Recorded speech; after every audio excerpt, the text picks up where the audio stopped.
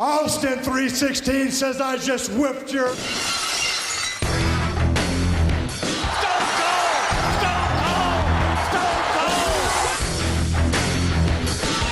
Sit there and call yourself the gorilla, yet you hee-haw out here like a jackass. What? I said shut up. You can kiss my ass. Kumbaya, my lord, kumbaya. What? And that's the bottom line, 'cause Stone Cold said so.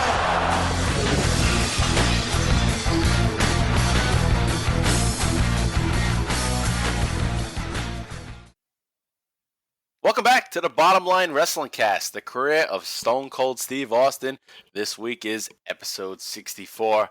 I did it for The Rock.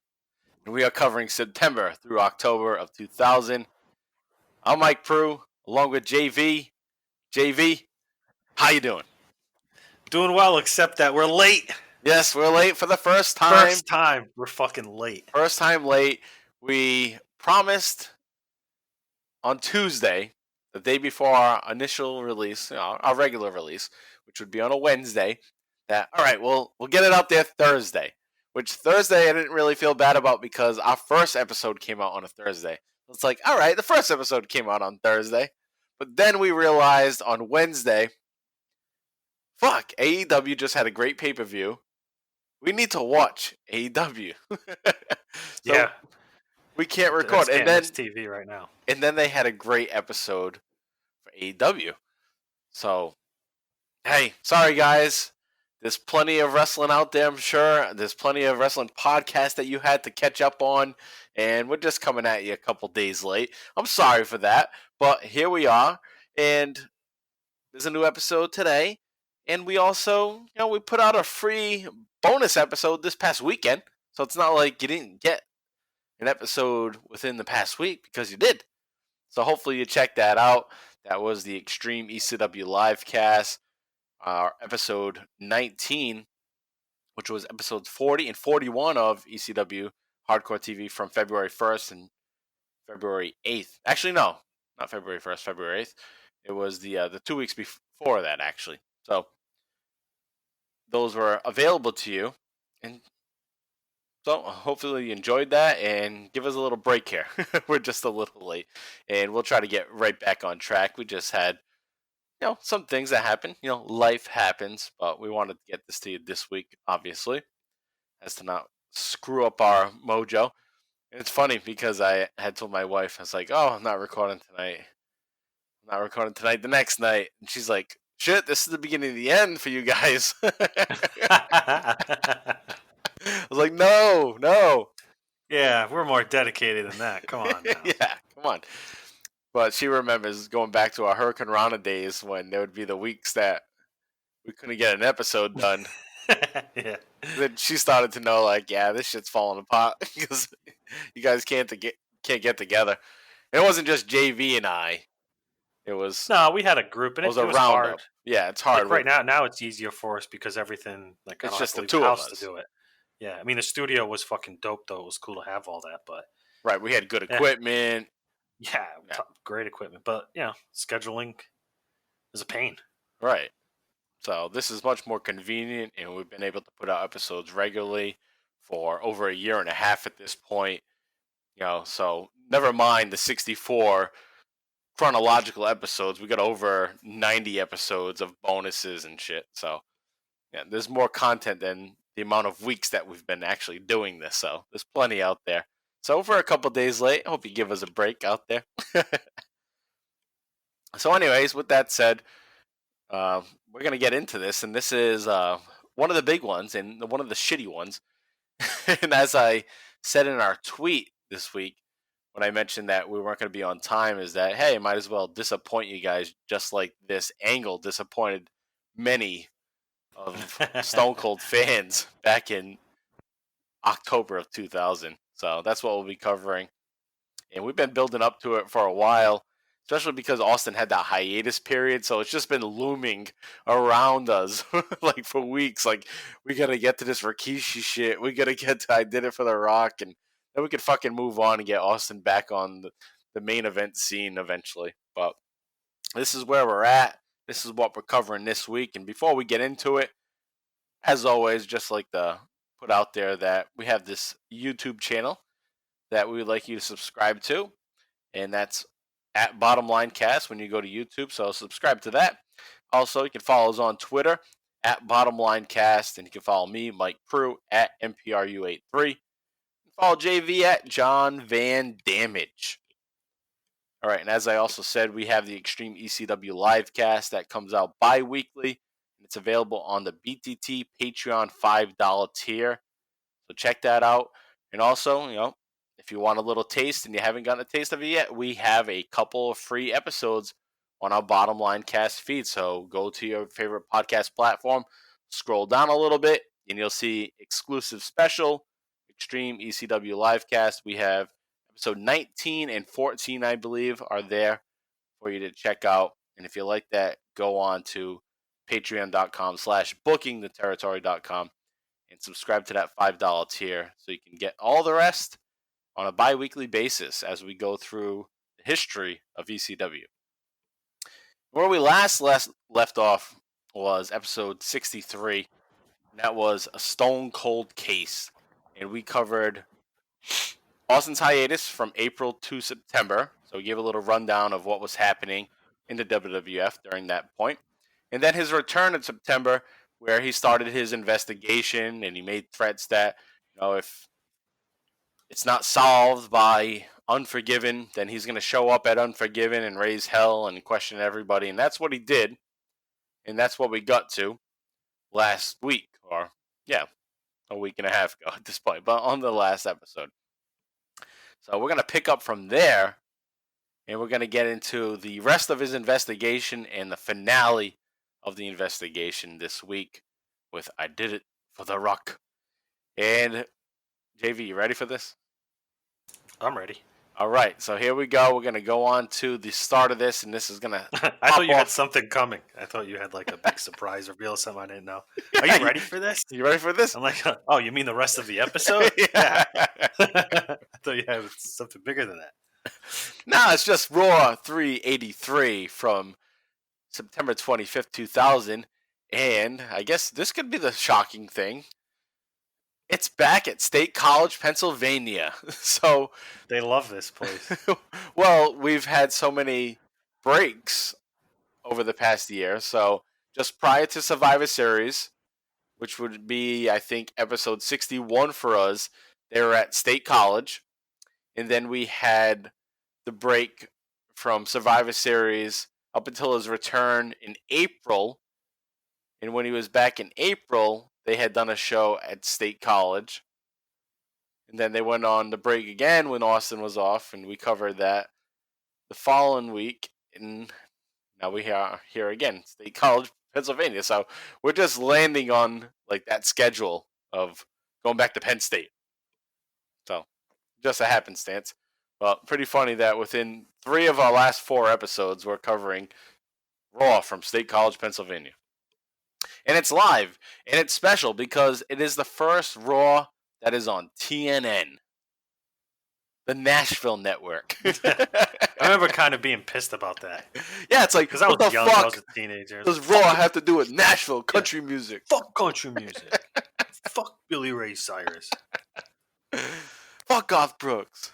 Yeah. All of our southern listeners right now hate I know, us. yeah. Yeah, keep in mind, we're from the north. Cowboys boots. Wearing cowboy boots up here might as well be cosplay. Yeah, it exactly is. But it happens up here. It happens every summer. There's a thing.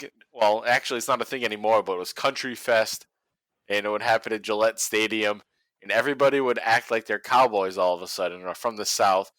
And I don't mind the girls doing it because they got their asses hanging out and shit, and that's cool. But then you get the fucking guys, cooking barbecue, the cowboys hats on, like not Dallas cowboy hats on, fucking cowboy hats, like JR hats. So do you see those hats? I went to a PBR event up here. Oh, that's right. Professional bull riding. And dude, everyone dresses up like a cowboy. It's kind of funny. I'm like, this is like Cowboy Con. That's great. I mean, if you like it, great. But hey, Yeah. I guess it's like going to a wrestling show. You got to dress up like Yeah. you like wrestling, so you got to wear With a wrestling shirt and shit. Yeah. Yeah, So, but it is kind of funny. It's like, they come dressed up with like chaps. Like, they come dressed like the fucking bull riders. I guess, and then I thought, I'm like, hey, that's not weird. I mean, people go to NBA games wearing other people's fucking jerseys and right. People that have never played basketball wear a jersey, act like they play basketball. Yeah. yeah. So it makes it's sense. always too far if you're wearing a basketball jersey with the shorts. You never dress up with the jersey and the shorts. You do one or the other. But if you go out with the jersey and the shorts on, you just look weird. And then a headband, a sweatband on it. Where are you going, Walmart? What? All right, so let's move on here. And we're at this opening Raw here from September 25th. And Stone Cold Steve Austin is going to make his return to Raw, big return to Raw, which is the first time that he actually opens Raw for a long time. And what a way to kick off the debut on TNN is to have the man, Stone Cold Steve Austin. That was probably written in the contract, basically. It's like, all right, we're going to sign with you, but we need Austin. Austin got to be back for this debut. So Austin comes out, and he has some shit to say about what's been going on in the WWF and how pissed he is about this investigation that Mick Foley has. So let's take a listen to what he has to say. Then we'll talk about it right after that. You know, in the 10 months since Stone Cold Steve Austin's been gone, a lot of things have changed here in the World Wrestling Federation. First off, you got a Vince McMahon leaving the company so, as he says, he can go make babies. The genetic jackhammer. Well, due to the fact that Shane and Stephanie both turned out to be complete jackasses. What? Wait a minute. I hope for the sake of the human race that sumbitch is shooting blanks. What? And I'll tell you this, had I got here a little sooner, I'd have clubbed that sumbitch over the head and took him to one of them vasectomy clinics myself. Oh, no. That's a genetic jackhammer. Another major development, you got a Triple H and a Stephanie marriage. They're on again, they're off again. They're fighting again, they're making up. They're in power, they're out of power. To me, long story short, it's the worst marriage in the history of the business, and that's what I got to say about that. It's a marriage made in heaven. They love each other. The other thing that's kind of struck me as being kind of weird is you got a guy named Midian running all over the place buck naked. Yeah, naked man, streaking. Now, in my book, that's bad enough, but you'd expect a sumbitch to have the decency to get about 6 tubes of Clearasil and get those pimples off his ass. He didn't move south from his face. Being back, I say about the only thing that hadn't changed is that Stone Cold Steve Austin is going to come out here. I'm going to drink beer. Uh-oh. I knew that was going to happen. I'm going to raise up both middle fingers. I think we're number one. And I'm going to do what I want, when I want, which leads me to last night at Unforgiven. Oh, boy. See, Stone Cold Steve Austin came back. I drank a few beers, I kicked a few asses, but I did not find the yellow bastard that ran me down at Survivor Series. So I'm saying this, and I direct this comment back to all the WWF superstars in the back. I am going to weed my way through every last one of you. Look at me. Look at me. Look at those eyes, Because King. coming back and getting back in the ring ain't good enough. Having a little wrestling match ain't good enough. Basically, what I'm saying, ain't a damn thing good enough till I get my payback, and I will get my payback. And when I find the bastard that did this, I will take it out on your ass, and it will be the very worst day of your life. And that's the bottom line, 'cause Stone Cold said so. Oh, he's back. They are. And the vengeance and the investigation continues. Stone Cold Steve Austin is here on TNN. He's here. What's this? Wait a minute. Oh, King, here comes. Who has the audacity to interrupt Stone Cold Steve Austin? All All right, so Austin is back, and he said that, a lot of things have changed in the last 10 months.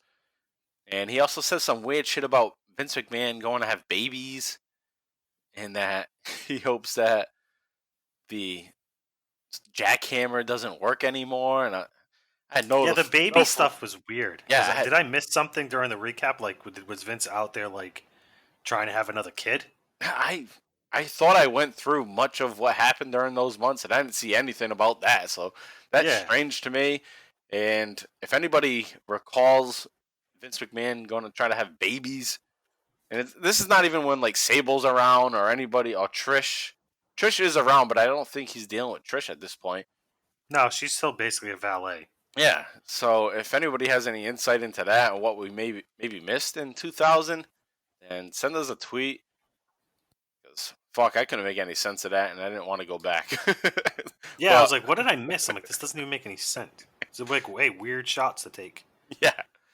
So he moves on from that, and he talks about Stephanie and Triple H being married, and saying it's one of the worst marriages in the history of the business. He was right. Yes, and many people today would say, yeah, that fucking marriage is ruining the business. But we won't get into that now. That's for another day. When maybe we start talking some AEW. Yeah. Just go listen to our old Hurricane Rana episode. Just see how we feel. Yeah, see how much we shit on everything. The Authority. Yeah. All that.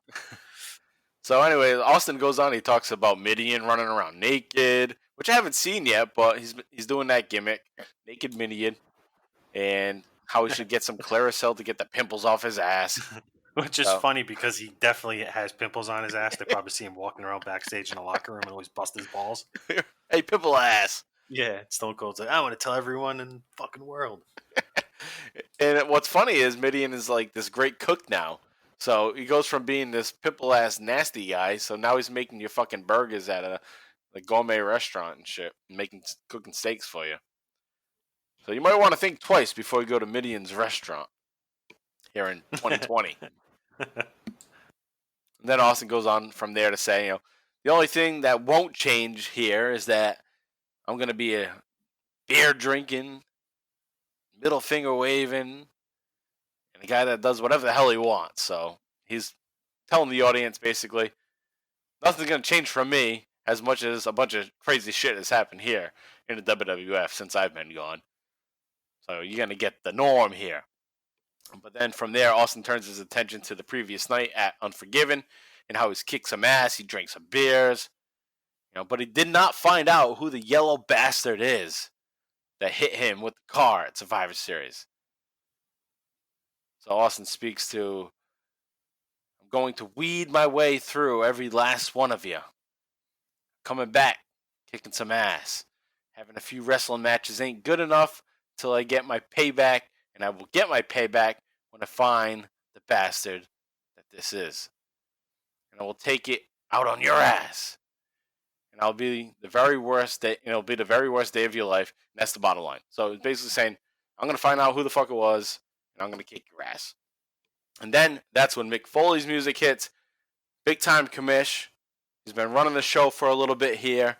But now he's got the rattlesnake to deal with. Let's see how this all pops off. So take a listen to Mick and Stone Cold's interaction. To the eyes of the rattlesnake. Thank you very much, but this right now tonight isn't about Mick Foley. It's about Stone Cold Steve Austin. Got that right. What are you doing out here then? Steve, I'd just like to say, as a guy who's ridden up and down the roads with you, had some tremendous matches in these types of rings with you, that when you went down with your neck injury 10 months ago, and when I retired, I thought the last thing in the world that we'd ever see is Stone Cold and Mick Foley in the same ring again together. But we're seeing it. And may I say, it is my honor and my privilege to stand in this very ring with you here tonight. JR, he's just sucking up. Brown noser. But that being said, I hope you don't mind, but you kind of made a glaring omission when you were talking about Triple H and you were talking about Midian. You see, you forgot to say that after I retired, I came back to become the commissioner of the World Wrestling Federation and become the man in charge right here. Yeah, that is a major change, all right. unfortunately. And while I'm very much in support of your quest to find the person who ran you over, I don't know, I kind of take exception to the methods that you propose using, namely taking it out of somebody's ass. Now what's he talking about? Nobody's ass needs to be violated in any way in the WWF, Steve. Oh, wait a minute. So, I know this isn't going to be a popular thing, but you've got to understand, the boys in the back respect me, and the fans really like me. Wait a minute. Don't go too far now. Especially the ones right here on the campus of Penn State University. Boy, speaking of sucking up and brown nosing. So what I propose is to kind of sit back, relax, and let the commissioner find out who the culprit is, and then I guarantee, can I say it? I guarantee you that I'll get to the bottom of this and I'll find your man. Thank you very much. Yeah, Stone Cold, leave it up to Barney No, Fife. hold on. First of all, I think you know as well as anybody, I don't give a damn about authority figures. Oh, there And you I go. respect everything that you've done here, Mick.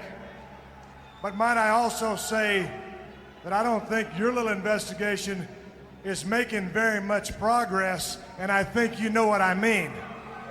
I know what he means. Now, I'm not sure I do know exactly what you mean, Steve. Maybe you'd like to explain it a little clearer to me. Yeah, I'll explain it a little more clear to you. How I don't know that it was you driving that rental car. Hell, we used to go up and down the road together. I know that you're one of the worst drivers in the business. How I know it wasn't you that was driving that car? Hey, it could have been, you know. That's a big possibility. He's a terrible driver. Could have easily been Foley. Mick Foley trying to. All right, so Mick comes out there. He says he never thought after Austin's injury that himself retiring that he would never see Austin and Mick Foley in the same ring again. So, you know, he's surprised by it. Like, oh, I thought I was done. It looked like you may be done. But here we are, back in the ring again. So Mick points out that Austin made some glaring omissions. He missed out on something. And that is Mick is the commish. He's in charge now. Mick says nobody's ass needs to be violated by Austin. So that's one thing that Austin had said is that everyone's ass is going to be violated. So Mick points out nobody's ass needs to be violated. Now that I'm the commish. And then Mick goes for his cheap pop, of course, as he's doing at this point from Penn State. And he tries to walk away, but Austin grabs the mic from him and says, first of all, I don't give a damn about the authority figures. You know, you should know that by now. I respect everything you've done, Mick. But I might just also say that your investigation is making no progress. He's right. And he is right. It's true. Right. As Kurt Angle would say at this point. It's true, Mick. It's true. It's damn true. That Mick hasn't done fucking jack shit at this point. And then Austin's calling him out on that. So Mick wants Austin to explain more clearly. Then Austin points the blame at Mick and says, how do I know it wasn't you?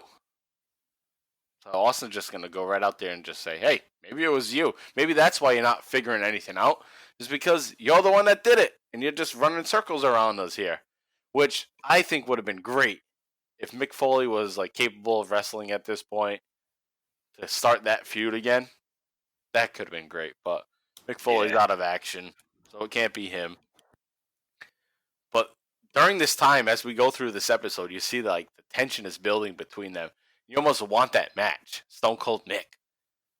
But we're not going to get it. But it's nice tension to be built here. Good drama. And continue on from there. So Austin points the finger at him. Says, you're one of the worst drivers that I've ever known. Because Mick Foley has pointed out before that, you know, we've been up and down the roads before, Austin. We slept in hotels together. So basically Austin's saying, you're one of the fucking worst wheelmen that I've ever had to deal with on the road. So you could have hit me. And then at that point, Chris Benoit's music comes on. And he heads out to the ring. And Kurt Angle's going to also come out. What's going to happen there is Benoit comes out talking his whole, I'm the best damn technical wrestler in the world today. technical I forgot wrestler. how huge his traps are, too. Oh my god, he's huge. They're like up to the top of his ears. Yeah.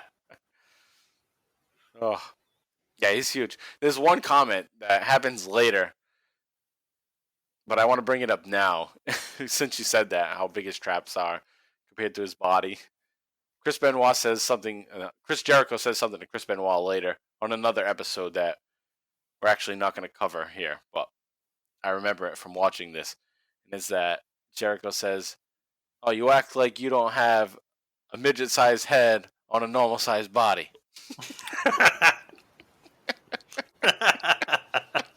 Like, that is perfect for That's Benoit. the perfect description.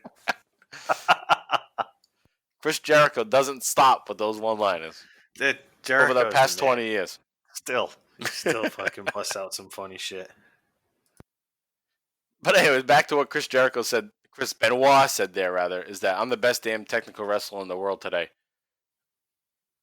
Just that phrase, best technical wrestler, I think it's so corny. You know what I mean? Like, it's rarely used.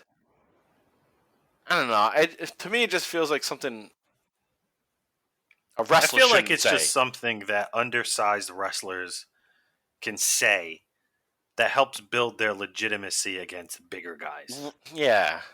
I think Right. that's really the only reason why it's used. It's like, oh, you might be bigger and stronger than me, but I'm technical. Yeah. And what does that really mean? That you can do an Skill. arm drag? Yeah, like my arm drag's better than yours. It's cleaner. Right. I don't know. I guess it's the same thing with like boxing and stuff. Like, you can be a power puncher and win fights, but you go up against a good boxer that someone's just better, like more technical than you. I guess you can apply the same thing to wrestling. Yeah. But you never see hear your big point, guys say but- that. It's always Oh, smaller of course guys. not. Yeah, it's always smaller guys because that's their move set. Yeah. All right. But I don't know how I feel about it. It doesn't bother me, but I don't think it really helps. No, it never bothered me either because At I all. used to always say it too. Like, oh, Bret Hart's a great technical wrestler. This is a great technical wrestler. Like, yeah, what does that really mean in the end? Like, I don't even know what it really they're means. just It's a total wrestling? fucking guess. They're Yeah. actually just wrestling. They're the only ones wrestling because the big guys aren't wrestling. They're just hitting and stomping, and kicking. yeah, exactly. Yeah, that's So why don't you say I'm the best wrestler? yeah. I'm the best technical. No, I'm the fucking best wrestler. You're a fucking just a big guy that got a job. You know. So anyway, that's my gripe, I guess, when it comes down to it. All right, so we move on from there. Chris Benoit doesn't care about what happened in the past 10 months with Stone Cold Steve Austin. You know, he's pissed about what's going on here. He's been screwed out of the championship a couple times. He wants payback, retribution. He wants The Rock for the WWF title tonight. So Mick says, yeah, you may have screwed yourself, and you may have screwed yourself more than you screwed a White House intern. They're still on that fucking Monica Lewinsky shit. Yeah, I know. These jokes are just shitty now. So Mick says, you know, I'm going to give a title match. And then Kurt is pissed. So Kurt Angle comes down. He's like, no way, you're not going to have a title match. But then Stone Cold Steve Austin, who's just made his return to Raw, basically, after his big return at the pay-per-view the night before, is just standing around like a jackass. Like, looking around. And my thought of what's going on in his head is, what the fuck is going on here right now? Like, I'm the guy. Now you have Chris Benoit cutting a promo. Kurt Angle's kind of promo in my promo time. Like, what is this? This is not the WWF that I left. Where we have these two guys cutting in on my promo. So Kurt Angle goes on. He starts talking about fucking Penn State. He's trying to build heat off the crowd, which is funny because it's Kurt Angle. And, I mean, I can't say a bad thing about Kurt Angle because I love him. But he talks shit about Penn State and how they have a 5-7 record on the season and how they suck. But then he goes on to continue the story with Steph, who he's kind of fallen in love with, it seems. And he forgives Steph for kicking him in the nuts the week before, which we covered last week. And he also wants revenge on Triple H. So Mick does not give Angle the match that he wants. And then we move on from there. So Angle's going to turn his attention to Austin. And this is actually some good stuff. So let's take a listen to what Angle and Austin have to say to each other. How dare you look at me like that, Austin? Uh-oh. Uh-oh. Oh, no. What do you think? How dare you think that Chris Benoit or me hit you with a car last November? I mean, first of all, Chris Benoit wasn't even here last November, and I'm a man of integrity. I could never commit such an act, and that is true. I don't think Stone Cold said Benoit or Kurt ran him over, did he? Last night, I offered you something very valuable. I offered you my friendship. I offered you my friendship and a special replica of an Olympic gold medal. And I consider that to be very nice since you're not really a winner. Uh-oh. What? Oh, it's true. And what did you do? How did you respond? You attacked me. You attacked an American hero. That's true. You know, those replicas they're pretty expensive themselves. So I demand an apology right here tonight. An apology from the Rattlesnake? And I think I speak for Chris Benoit as well, will not see our careers go down the drain just because you were too slow to jump out of the way of a car last November. So, I think that you owe me, and in a sense, the rest of America, an apology right now, here and now. Well, Kurt's obviously not getting his rematch tonight. Maybe he'll at least get an apology from the Rattlesnake. You know, I appreciate the fact that you offered me your friendship last night and that you gave me that gold medal. Replica. And I guess I do kind of owe you an apology. But that's probably not going to happen tonight.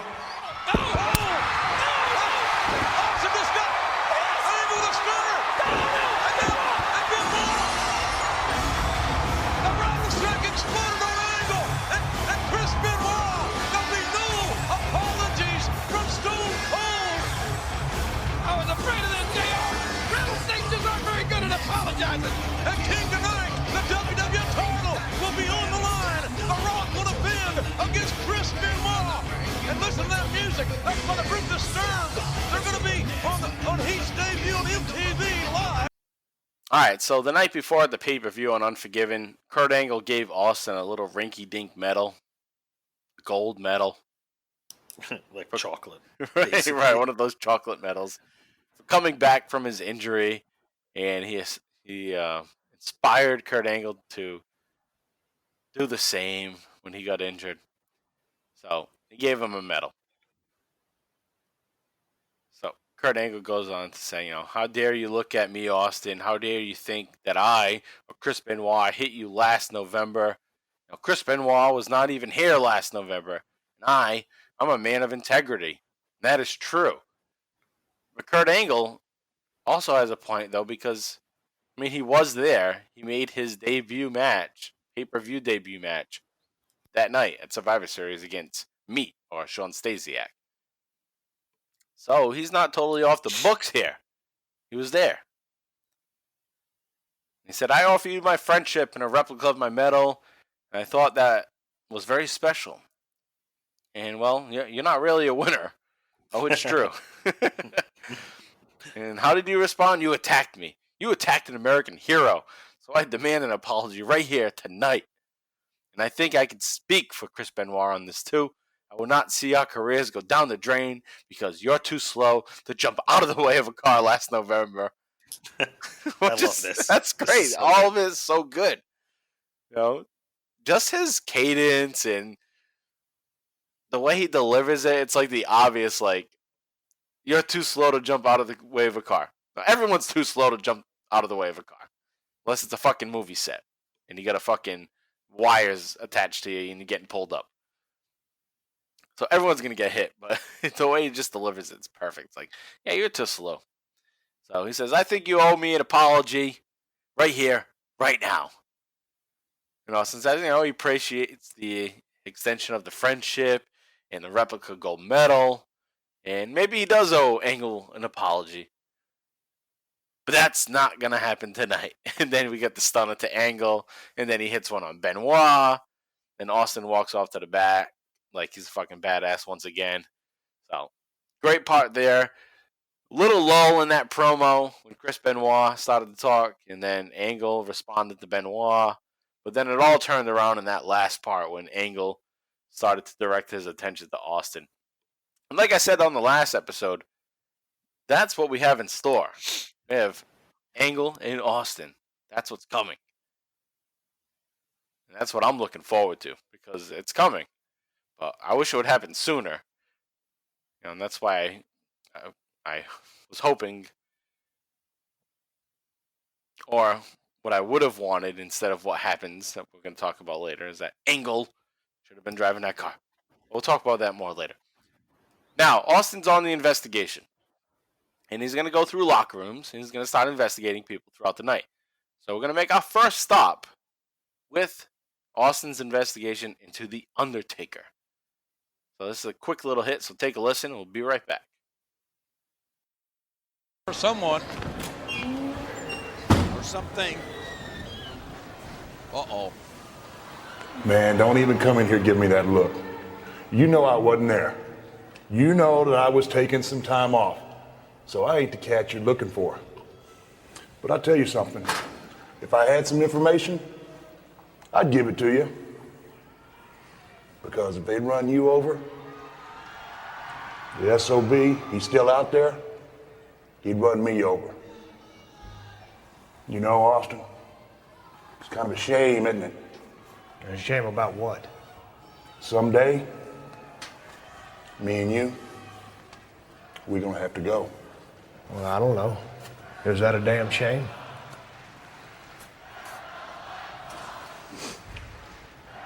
You know now I think about it? Maybe it's not. All right, so Austin walks into the Undertaker's locker room.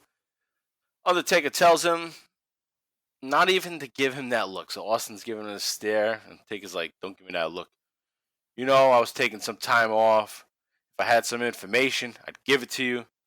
Because if they'd run you over, they'd run me over. Austin, it's a shame. Someday me and you are going to have to go. And then Austin says, is that a damn shame? Then they stare down at each other. After Taker stands up. Then they walk away. So that kind of sets up, all right, well, we're going to get Taker and Austin eventually again. We're going to get the new Taker against Austin. So you're going to get like two badasses now. You know, they were both always badass, but now you have Austin, who's a badass, as we've known. But you now actually have Undertaker, who's going to fucking speak up for himself finally. Talk. Not just be, die, die, die. Yeah. So we go on from... Die. So that was pretty cool, you know. I'm trying to get JV to see more of this Undertaker. I've listened to too much talking Taker that I'm starting to like the Undertaker. No, I like this because it's like you got two alphas. Yeah, so that's essentially what's cool. going, and I like that. So I like it so far. I guess as I'm revisiting my hate for. Well, and actually, Taker, biker Taker. True, because last time we talked about it in the last episode, it wasn't an interaction with Austin. So maybe that's why you weren't totally into it yet. Yeah. All right, so from there, Austin's going to make his way to Pat Patterson and Jerry Briscoe's locker room, and let's take a listen to that investigation with the Stooges. You know what? I don't think Jeff really knows where he is right now. Uh-oh. Where are these guys? Mr. Austin, it wasn't me. I swear, I was back home in Florida. I had 102 What do you mean you were home temperature. in Florida? I'm the one that was home. Pat, you know you were there. They told me you were there. Don't you remember I had to go home for an anniversary? Anniversary. You were there in Detroit. I wasn't He there. was Hey, you there. guys shut up. You're making me sick. I know you're both lying because people told me both of you were there. I wasn't there. Shut up. But I know, and shut up. I know neither one of you did it. You know how I know? You know how I know? No, sir. Because neither one of you got sack enough to run over Stone Cold in a car. But I'm gonna tell you this, and look at me when I talk to you. If I found out that you know who ran over me, I will track both of you down and I'll stomp a squealing worm out of your ass. Do you understand me? Yeah. Do you understand? Yes, I do. Oh my gosh. Damn right, you son of a bitch. Now, why did you start lying? You were there. Don't start that. You're sick. You smoke too much. What? All right, so immediately Briscoe is all shaking in his boots. He says, it wasn't me. I was home with a 102-degree temperature. Then Pat Patterson jumps in and he says, I had to go home for an anniversary. And actually, Briscoe, you were in Detroit at Survivor Series. And Austin's just calling them a bunch of liars. So it's it's one of those situations where you have two people that didn't do anything wrong, but they're so scared that they're lying anyway. It's like the situation when JV and I got pulled into. Actually, we did something wrong, but it's kind of like that where two kids who are screwing around in class, they get pulled into the principal's office, and instead of just being reasonable, they make up a bunch of lies that weren't even true to try to get out of with something. the ink. Yeah. I still feel that. It's funny. So that's how Pat and Jerry are. They're just like two kids being brought into the principal's office. They're nervous, so they're both just lying, even though they don't need to lie because they didn't do anything wrong. So they're just like, no, I wasn't there. I didn't do this. It's like, hey, how about just tell the truth and it's all good. Yeah. But they're just so nervous that they're lying anyway. So we go on from there. Austin calls them both liars. He said basically, I got all the information I need. I just want to talk to you. And I know you're not lying. So Briscoe and Patterson try to explain themselves. Austin tells them, shut up. I know it's not you. I know none of you have the sack enough to run over Stone Cold Steve Austin with a car. I'm going to tell you this. If I find out you know who ran me over, I'll track you down and stomp a squilling worm out of your asses. You understand me? A squealing worm out of your asses. What the hell? Might be Austin's worst line ever. Yes, that's one of the worst. I had to, in the notes, I had to put parentheses. I was like, what? What? I was like, we shouldn't even cover it. Exactly didn't happen. I Help almost the guy out. I almost deleted it. I almost didn't even want to bring it up. Yeah, it But- ruined him a little. Yeah, it did. But we're going to do it justice here on the Bottom Line Wrestling Cast. Stone Cold Steve Austin said, I'll track you down and stomp a squealing worm out of your asses. Yeah. Ugh, And if that's like a common phrase and we just don't know it, let us know. that's not. But that's not Come common. on. Yeah, Come on. That's not common. Don't care what part of the country you live in. Or the world. If you're in another country and you've used that, leave it there. Because there better not be worms in your ass. Yeah, that's an underlying health concern. Getting stomped is the least of your concerns if you got fucking worms coming out of your butthole. Your fucking honey hole. Your wormhole. All right. Anyway. But I'm pumped. So Briscoe and Patterson cowering in their chairs after Austin says the squealing worm out of your ass line. So Austin leaves and they start arguing with each other. And I thought this was hilarious audio. Is that Patterson tells Briscoe, you stop lying. You're sick. You smoke too much. Yeah, I was like, oh shit, he's a pothead. Yeah, Briscoe's a pothead. That's what it is. I knew I always liked Briscoe better. And from listening to Bruce Pritchard's podcast, Something to Wrestle With, he has mentioned that numerous times that Briscoe got the weed.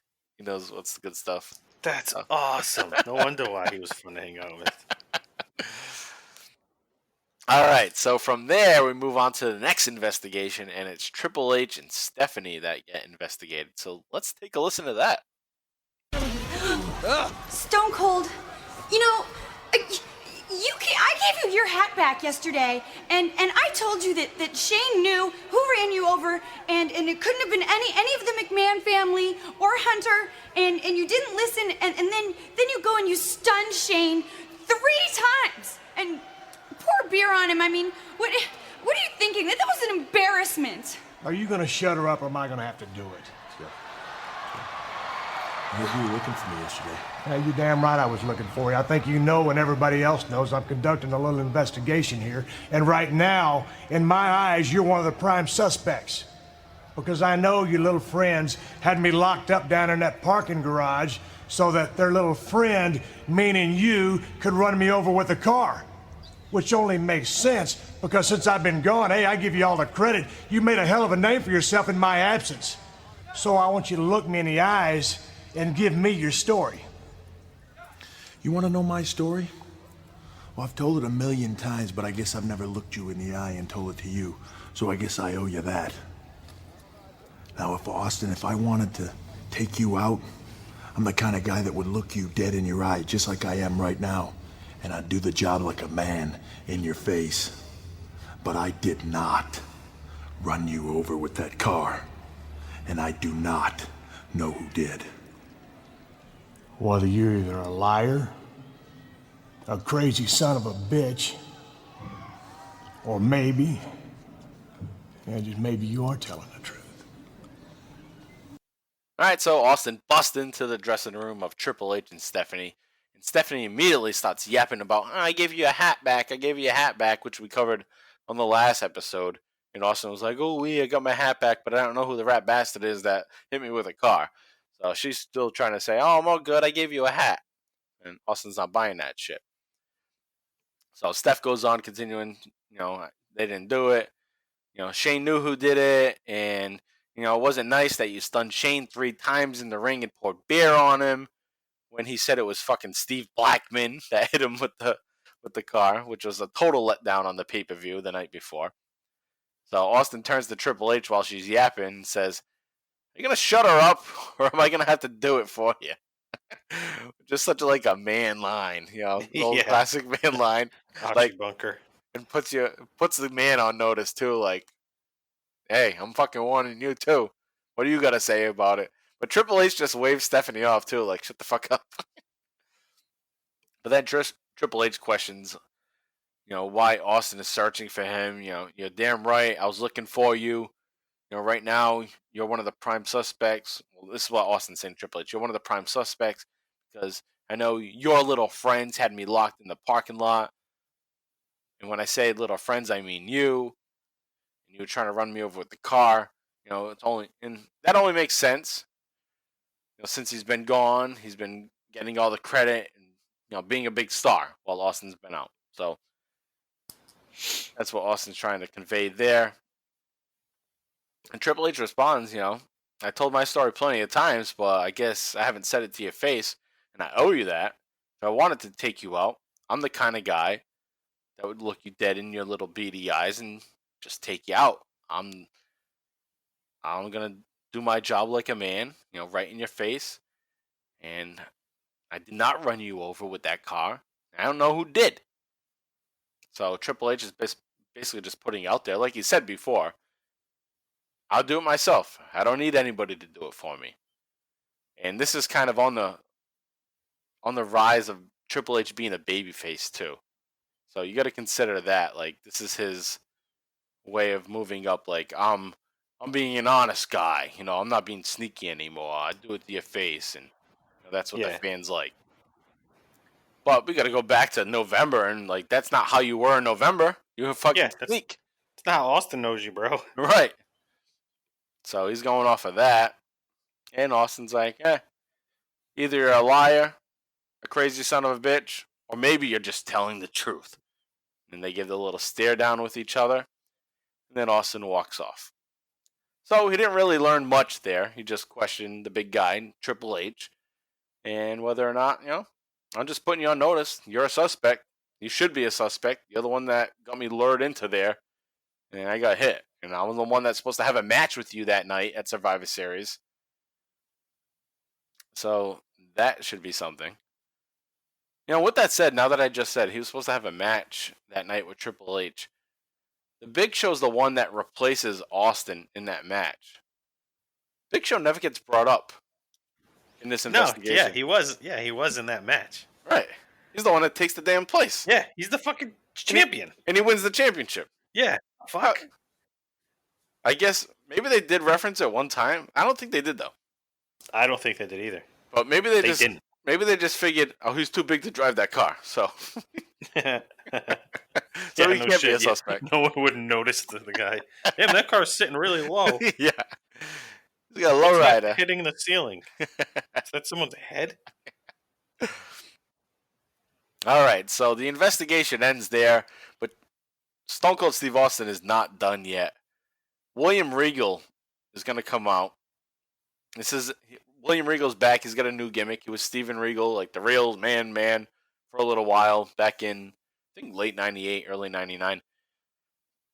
And he's back now as William Regal, which is similar to his Lord Steven Regal gimmick, where he's, this British man and, classy guy. And he comes out and he's going to recite Hamlet. But Austin comes down and interrupts that shit right away. And he walks in. And this is hilarious. I watched this like 3 times in a row. It's less than a minute. It's worth going back.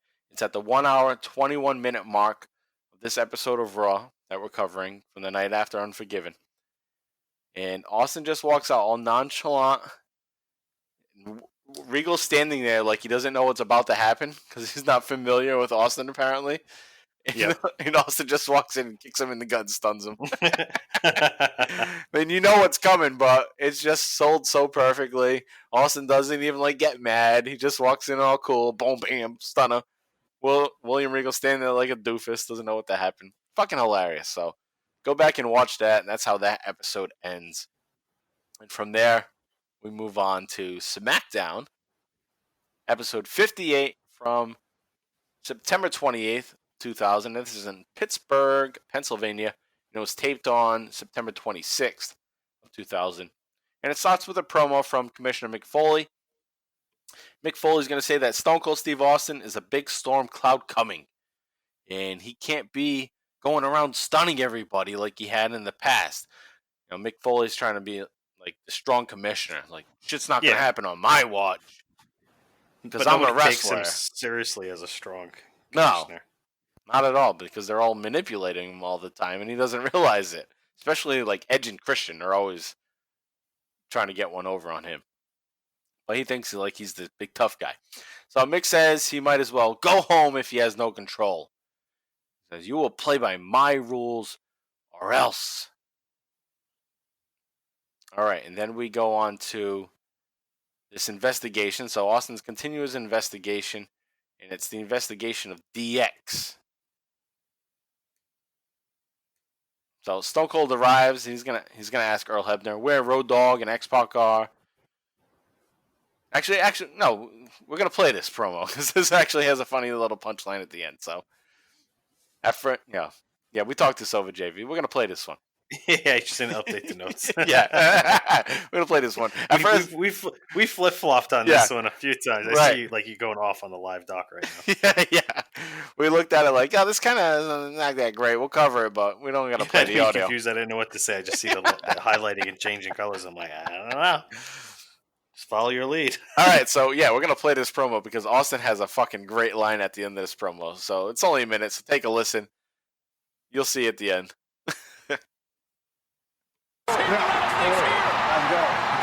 Good to see you. Where's X-Pac and Road Dogg at? You see them? Well, last time I saw them, they were in the locker room. He's looking for X-Pac and Road Dogg, King. Earl, where the hell's X-Pac and Road Dogg at? They're in the training room getting taped up. Yeah, thanks. We're back on SmackDown, King, and Stone Cold Steve Austin's looking for X-Pac and Road Dogg.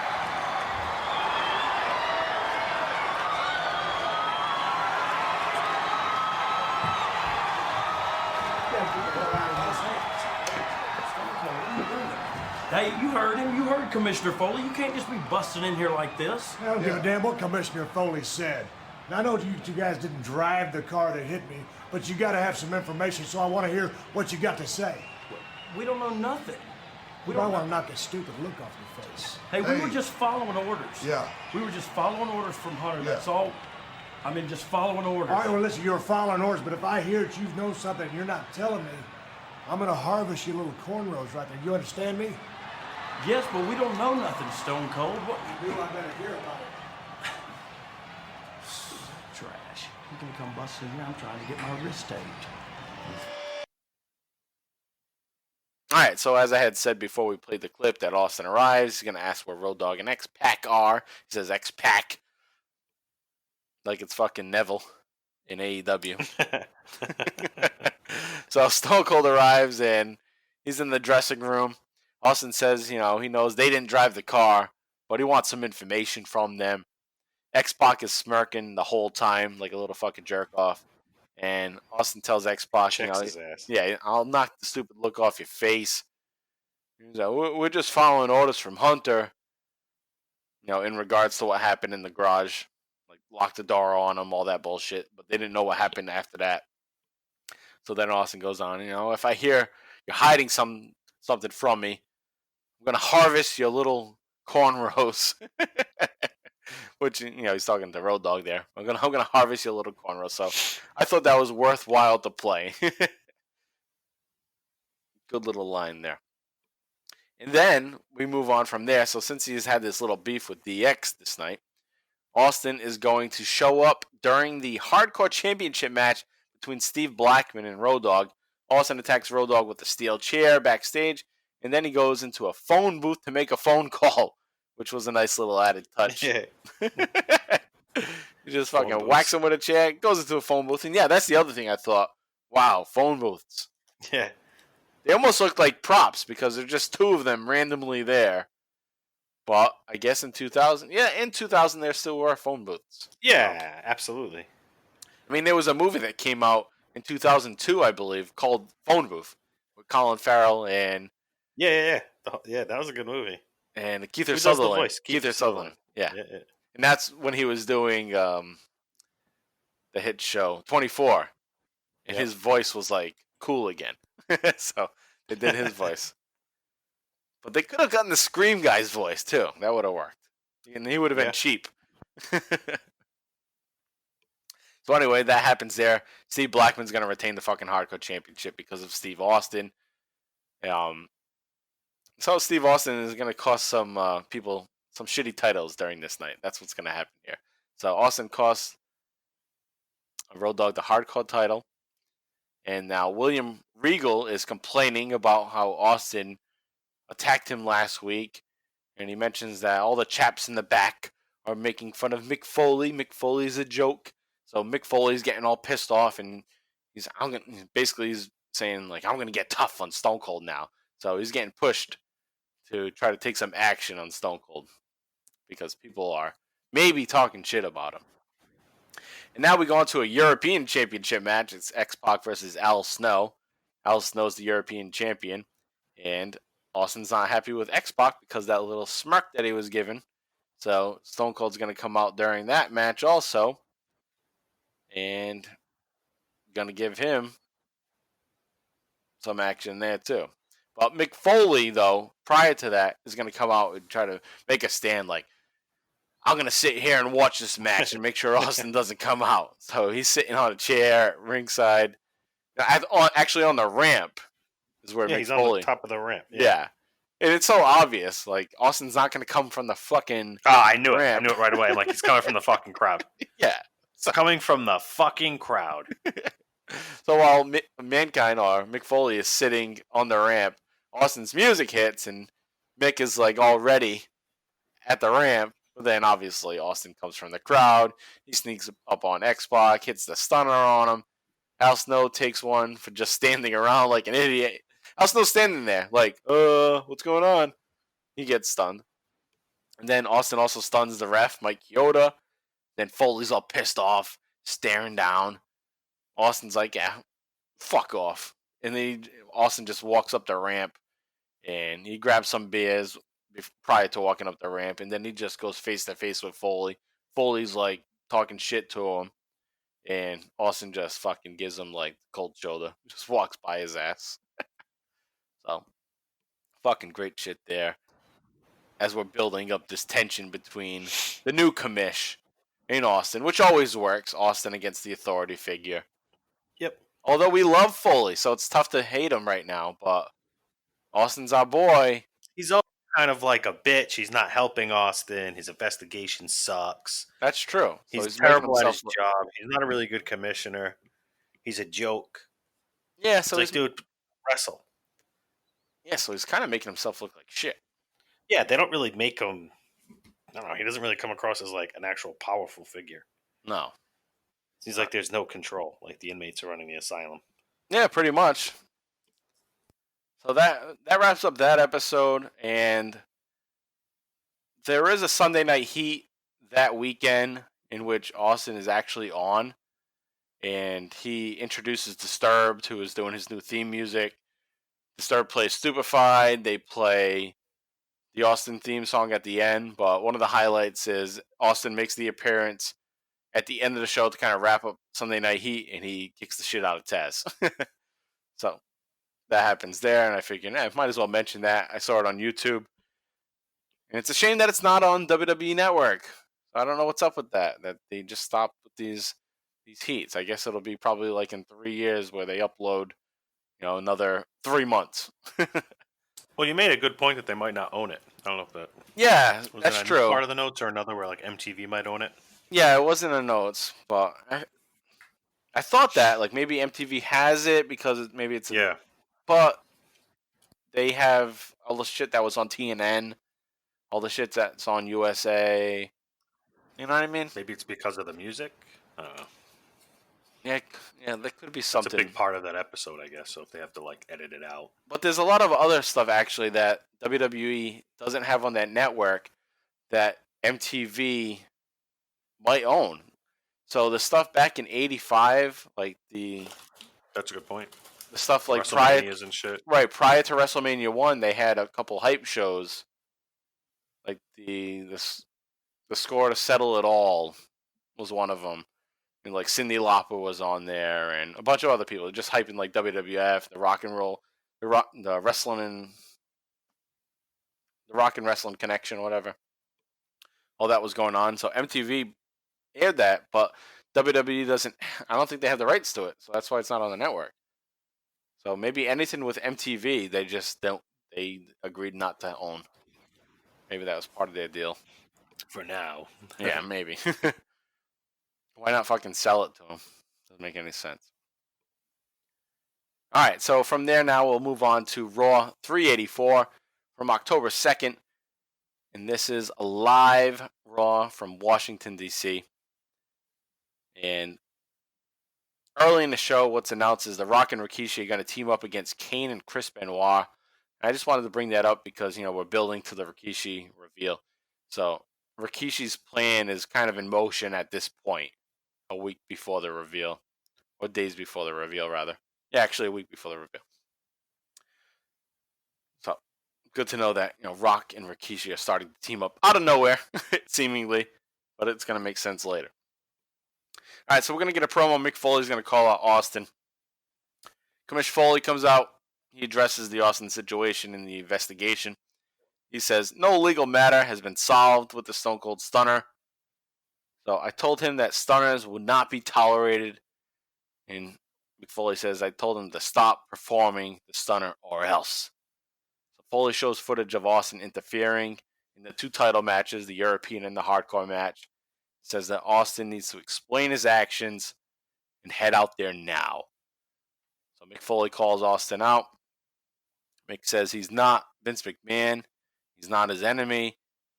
And he will keep his promises, or he wouldn't be in this damn ring. So let's take a listen to that promo with Mick Foley calling out Stone Cold. All of those people to get on the case here. Steve, I understand that you have yourself a little problem with authority figures, but hell, I'm just the commissioner. I'm not necessarily your enemy. I am not Vince McMahon. I am very aware of your feelings about Vince McMahon. Hell, the Vince McMahon-Austin feud helped make the WWF what it is today. But look at me, Steve. I don't have Vince McMahon's money. I don't have Vince's suits. I damn sure don't have his hairstyle. I don't even have Vince McMahon's guns. But you gotta understand this, as commissioner, when I make a promise, I need to keep it, or else I might as well not even be in the damn ring. Now, I understand you got run over by an automobile. I understand you're a little bit pissed off. You are free to conduct your investigation any way you see fit. But I need to have your word on this matter, and that word is you will not interfere in matches again. So the commissioner is positioning an ultimatum. Yeah. You see, that's where we got the biggest problem of the night, right here. You keep saying that you're trying to help me. You make all these promises. Oh, you're going to help Stone Cold out with the investigation. You're going to get to the bottom of it. Hold back, Stone Cold. Don't stun anybody. You ain't proved a damn thing but sit on your ass to me. Man. Yeah. True.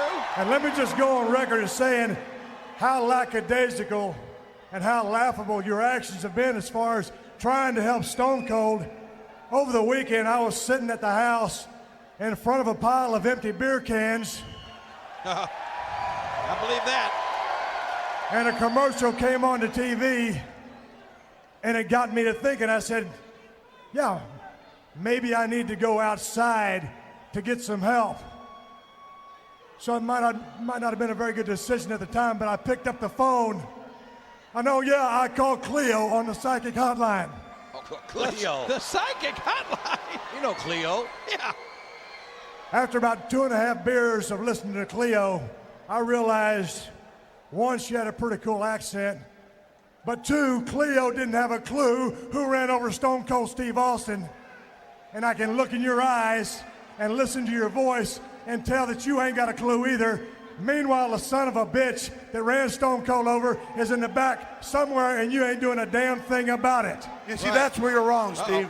That's where you're wrong. I understand. Maybe my actions have seemed a little bit lackadaisical to you. So what I did at my own expense is I brought in a suspect who at the time was not just a suspect, but a prime suspect. And I flew that damn person in with my own money. He's here tonight, and he will come out to face the music.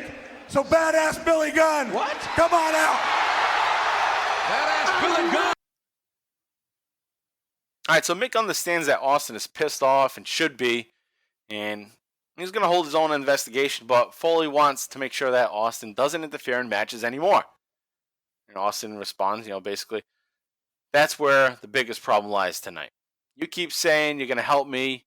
You ain't proved a damn thing but to sit on your ass. So Austin calls Foley out for his lackadaisical approach and his half-assedness. And then goes on. This weekend I was sitting at the house with a pile of empty beer cans. And a commercial came on the TV and it got me thinking, maybe I need to go outside and get some help. So I picked up the phone and called Miss Cleo on a psychic hotline. The psychic hotline. Remember those commercials vividly. Those things people still believe in that shit? I don't know I don't see those anymore, so maybe not. And be a dumb motherfucker to believe in any of that. I think a lot of parents from like my mother's age believe in that shit. Kids that were born in the 60s to 70s, women, Yeah. believe in that shit. I remember I got a fucking chain letter when I was like 11 at Richard Cabaceres' house. Yeah. And it was like, if you don't forward this to 10 people, we're going to like come and kill you and shit. Yeah. It was this wicked, like violent fucking chain letter that we found. And it, like, remember, we found it on the street in like an envelope. Oh, in an envelope? Holy fuck. Old school. Yeah, dude, it was weird. It was weird. And we're like, I don't know. I remember his mom trying to explain to us that it's not real. I remember how bugged out we were. I'm pretty sure it was Richard Cabaceres. Oh, fuck. That's creepy. All right, so anyways, Austin's talking on the hotline with Miss Cleo. He had a couple beers, and he realized a couple things when he drank some beers. That, first off, Miss Cleo has a pretty cool accent. And two, she doesn't know who ran over Stone Cold Steve Austin. And I can tell by looking at your eyes, Mick Foley, you don't have a damn clue either. Then Foley tries to defend himself and says, he has a prime suspect, and the prime suspect is, and then they hit Badass Billy Gunn's music. And Badass Billy Gunn is making his return at this point, and Foley claims that he's solved the case, and he leaves Austin to figure it out. So, Billy Gunn, you're going to deal with this Stone Cold style. So Austin stares down Billy Gunn. Billy Gunn says, it's true that he can't be accounted for that night at Survivor Series, and he was part of DX, and he should be suspect number 1, but he did not run him down. Billy Gunn says that he saw a car that drove by him. He saw a car going crazy, and he knows that that's the car that hit Austin. He says, I know that's information that you want. Billy Gunn goes on to say, whoever it was, he or she had blonde hair. I like how they put that in there. She. Yeah, like it could be a woman. Yep. Yeah. Like now we got more suspects that we could potentially look at. So they added that qualifier. So Gunn tells him that, the Brooklyn Brawler picked me up that day from the airport. He picked me up from the airport and maybe go talk to the Brooklyn Brawler. So Austin says he can tell that Billy Gunn is telling the truth. But the bottom line is, I never really liked you anyway. So bam! Stunner to Billy Gunn. Then Austin grabs a couple of beers and heads to the back. And then we move on to one of the greatest segments. Not great for audio, so we're not going to play it. But a damn good segment to go back and watch. This is a segment where you have to actually watch it. So go back to this episode of Raw from October 2nd. It's at the 1 hour, 12 minute mark. So Austin goes in to question the Brooklyn Brawler. He's not dressed like the Brooklyn Brawler. It's just Steve Lombardi. But he questions about picking up Billy Gunn. And how about the black car that was hauling ass by him? Brawler's like shitting in his pants, all scared about Austin, just like the Stooges were. And Brawler doesn't know if the driver had blonde hair or not. So Austin's like, hey, what'd you have, your eyes closed or open? Brawler says he didn't look at all. Then Austin asks if he's telling the truth. Brawler promises he's telling the truth. Austin stares at him for a moment. And then you can see he's like, all right, I believe you, basically. And he goes to put out his hand and shake his hand. But Brawler is so scared once Austin moves his hand, Brawler goes taking his own bump backwards and going through a table and rolling back through like a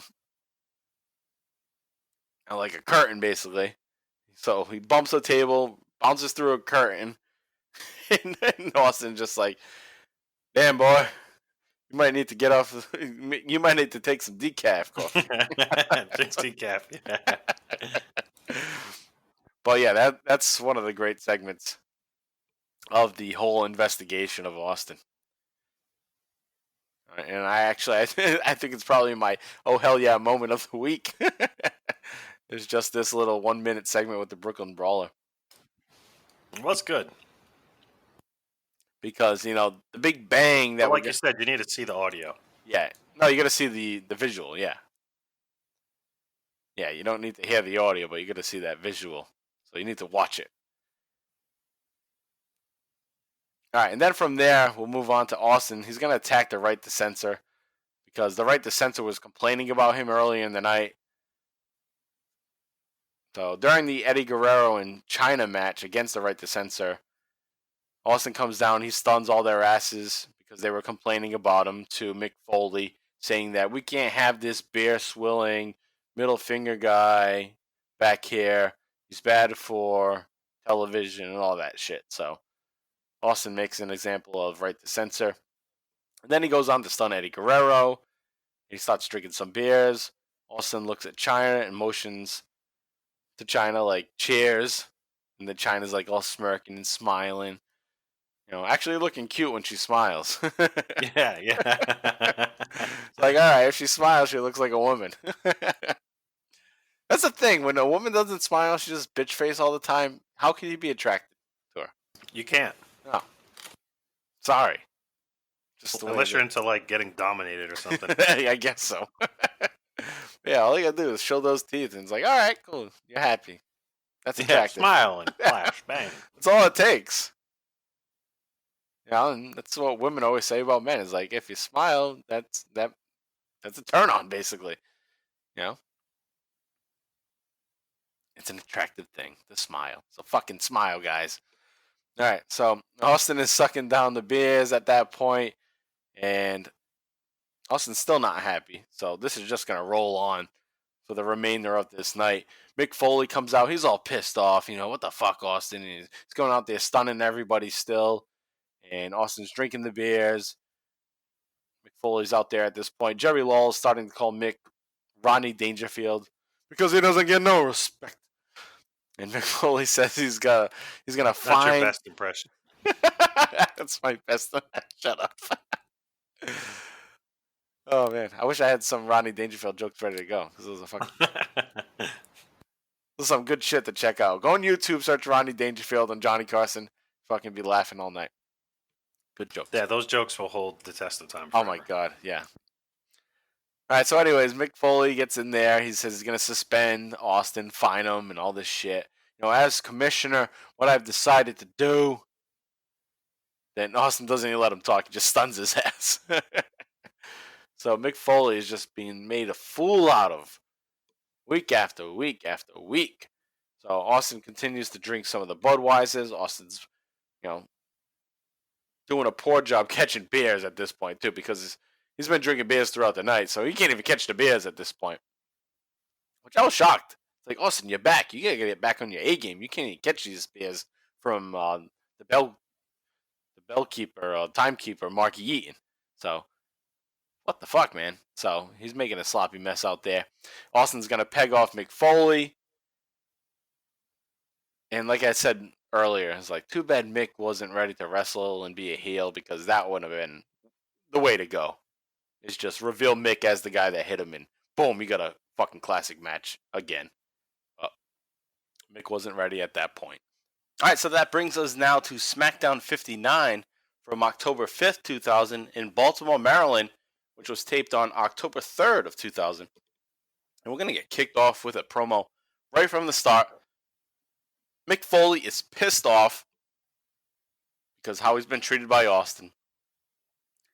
And this is lengthy, so we usually don't go this long on a promo, but this is fucking good shit by two of the best on the mic, Stone Cold Steve Austin and Mick Foley. So take a listen to this. We'll be back about 8 minutes. Enjoy, and we'll break it down after that. Far, and apparently it's fixing to come to an end right now. Well, I guess everybody can see by the looks of things, I've got something important to say here tonight. And I have a feeling that not many of you are going to like it. Uh-oh. Least of all me. What I want you to understand is that Stone Cold Steve Austin. Ask and you shall receive. Stone Cold wasted little time. The Texas rattlesnake. And look at the look in Stone Cold's eyes, ready to feed on Commissioner Mick Foley. Oh, you better get those cops in the ring quick. It was on Raw Monday Night King that Stone Cold stunned the Commissioner before Commissioner Mick Foley could inform us about his decision on Stone Cold Steve Austin. Oh, you can feel the intensity, King. The rattlesnake's all business. He's not going around raising his hands. I got one question. I just want to know if you found the coward that ran me over at Survivor Series. Let me explain something first. It's a yes or no question. Well, Steve, I'm trying to explain. It's a yes or no question. Did you find a man or not? No, Steve Austin, no, okay. I did not. Uh-oh. If you didn't find a man that ran me over, I can tell by all the mealy mouth jack you got surrounding the ring. What? You got something real important to say, so why don't you just go ahead and spit it out? I agreed to take this job under two conditions. One, I was going to have fun doing it. And number two, as a retired wrestler, nobody was going to take their aggressions out on me by putting their hands on me. Now, to be damn honest with you, Steve, I had a good time until you showed up. Now, not only is my job not fun, my job sucks. Oh, boy. Second, since you got here, you saw fit to put your hands on me. Hell, Steve, you didn't just put your hands on me. You embarrassed me. You beat the hell out of me on national television. Yeah, he did that, all right. So whether you want to believe it or not, maybe you don't trust anybody, but the fact is, I have been on your side. I've given you chances, I've been patient, and you have not been cooperative. So you really leave me no choice. Oh, boy. Let me tell you something about fun, Mick. You want to talk about fun? Fun for Stone Cold Steve Austin was to come back to this very ring. Fun for Stone Cold Steve Austin is finding the man that ran me down and torture him like the dog that he is. Oh, that would be fun for Austin. When you talk about being a commissioner and getting beat up, Mick, you're the toughest man I've ever been in a ring with. You got a Stone Cold Stunner because you were in the wrong place at the wrong time, and that's as close to an apology as you're gonna get from me. That was pretty close to an apology. You know, before I got hurt, Mick, I ate, slept, drank the World Wrestling Federation. Since I got taken out, I eat, sleep, and drink revenge. You try walking to your mailbox for a solid year. When you ain't working, them paychecks stop coming, but they'll send all the bills every single day of the week. A man's gotta eat, Mick. I don't think you really understand what I'm saying, so if you can understand the fact Stone Cold Steve Austin wants his revenge, give me a hell yeah. And if you can understand a man's gotta eat, give me a hell yeah. There's a little brain in this head, Mick. I ain't saying it's necessarily 100%, but this is the way I think, and this is the way I am, and I ain't gonna change for you or nobody, and there ain't nothing you can do about it. Well, what can you do, Commish? When I headed down to the ring on Monday night, you know what I'm thinking? I'm thinking if there's anybody else interfering in matches, they'd be gone and out of the WWF. And I'm also thinking about 1991 and 1992, Steve Austin and Mick Foley splitting a $20 room to save a few bucks, riding in a little crap box car to save a few bucks.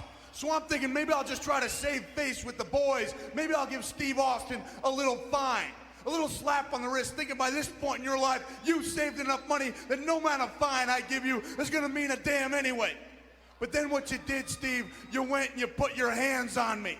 And all of a sudden my decision changed because you left me no other alternative but starting now until we find out who ran you over to suspend you indefinitely. Whoa! Whoa! He's gone! That's as good as being fired right there. You're suspended, Austin! You're out of here! Definitely. That's it. He's history. Well, then I'm gonna ask you one time. Stone Cold Steve Austin to Mick Foley to reconsider. Reconsider? Is his decision final? What can he do?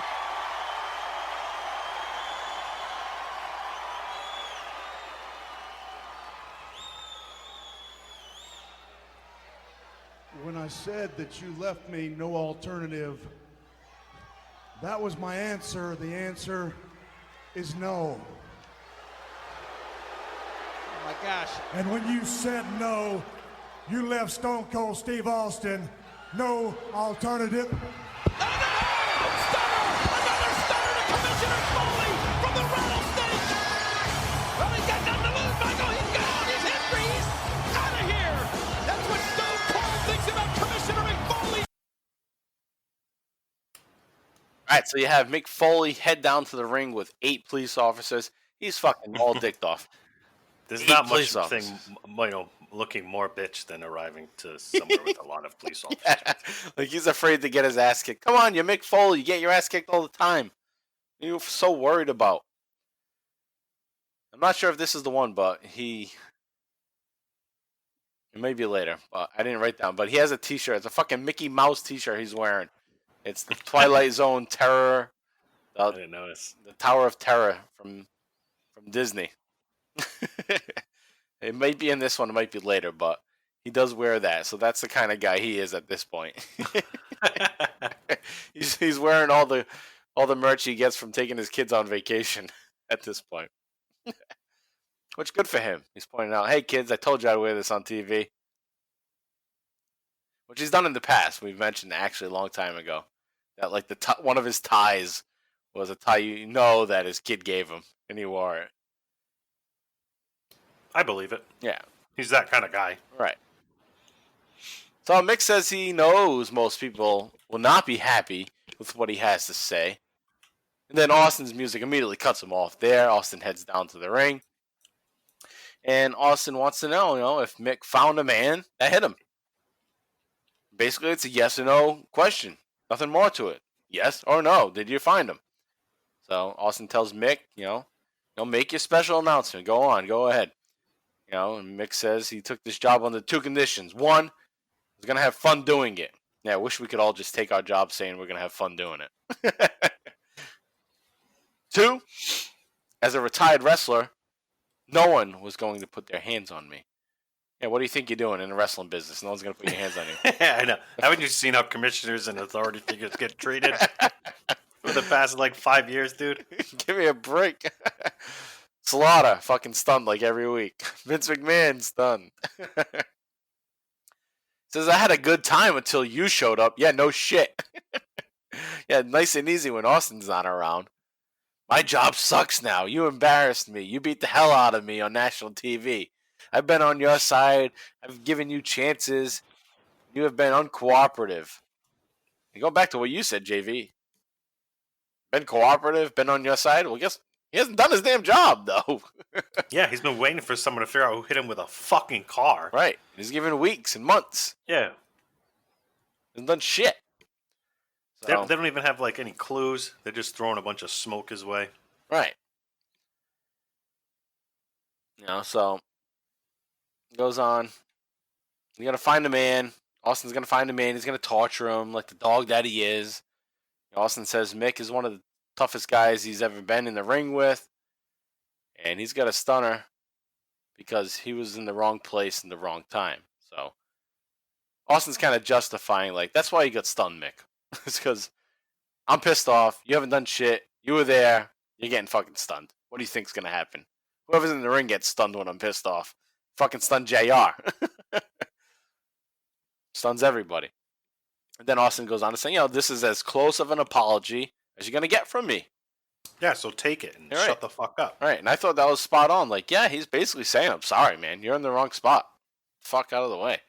What's he going to do? Not fucking stun you? Okay, fine. I'll be a lot of people ask for forgiveness in different ways. And how's he going to pop the audience if he doesn't stun you? Yeah. Aren't you trying to make money? He says, before I got hit, I used to eat, sleep, and drink WWF. This is Austin. Now, all I do is eat, sleep, and drink revenge. I thought that was a great little line there. Eat, sleep, and drink revenge. Great line. So Austin complains that the paycheck stopped coming, but the bills keep coming. And this was you're not a fucking middle class guy, Austin. Well, the paycheck stopped coming. Yeah. The paychecks didn't stop coming, first off. Either you really save like shit, or the stock market really was bad to you when the tech bubble burst. Yeah, and this wasn't in 2000, right? Tech bubble didn't burst yet, right? I forget what year it was. It was 98. I was it was 99. 98 or 99. Yeah. So it could be right around that time. Yeah, so maybe you got fucked. So anyways, it says a man's got not buying it. Not buying it. You're rich, bro. Bullshit. Yeah, in the meantime, while he's out, he's also filming Nash Bridges. So he wasn't sitting home. He was fucking doing TV shows, making money. Network TV money. Yeah. So he's like, a man's got to eat, Mick. Man's got to eat. Which pumps up the crowd, too. Which he's playing his gimmick, though, Right. He's for the working man, you know? Right. And Austin Austin even goes on to ask the crowd, like, give me a hell yeah if man's gonna eat. And the crowd's like, hell yeah, man, You gotta eat to survive. So, you have to breathe too. Like, give me a hell yeah if you need to breathe. Fuck, it's like being in church. You just say whatever, and everyone's gonna be like, hallelujah. Except it's hell yeah instead of hallelujah. It's the opposite. So Austin says he's not gonna change. I'm not gonna change for anybody. Not you, Mick. Not anybody. So Foley talks about how he and Austin used to split the cost of hotel rooms and cars back in 91, 92. And I appreciated that because, you know, that's when they were together in WCW. And they would never really mention anything that could relate to wrestlers having any connection prior to being what their gimmicks were in WWF.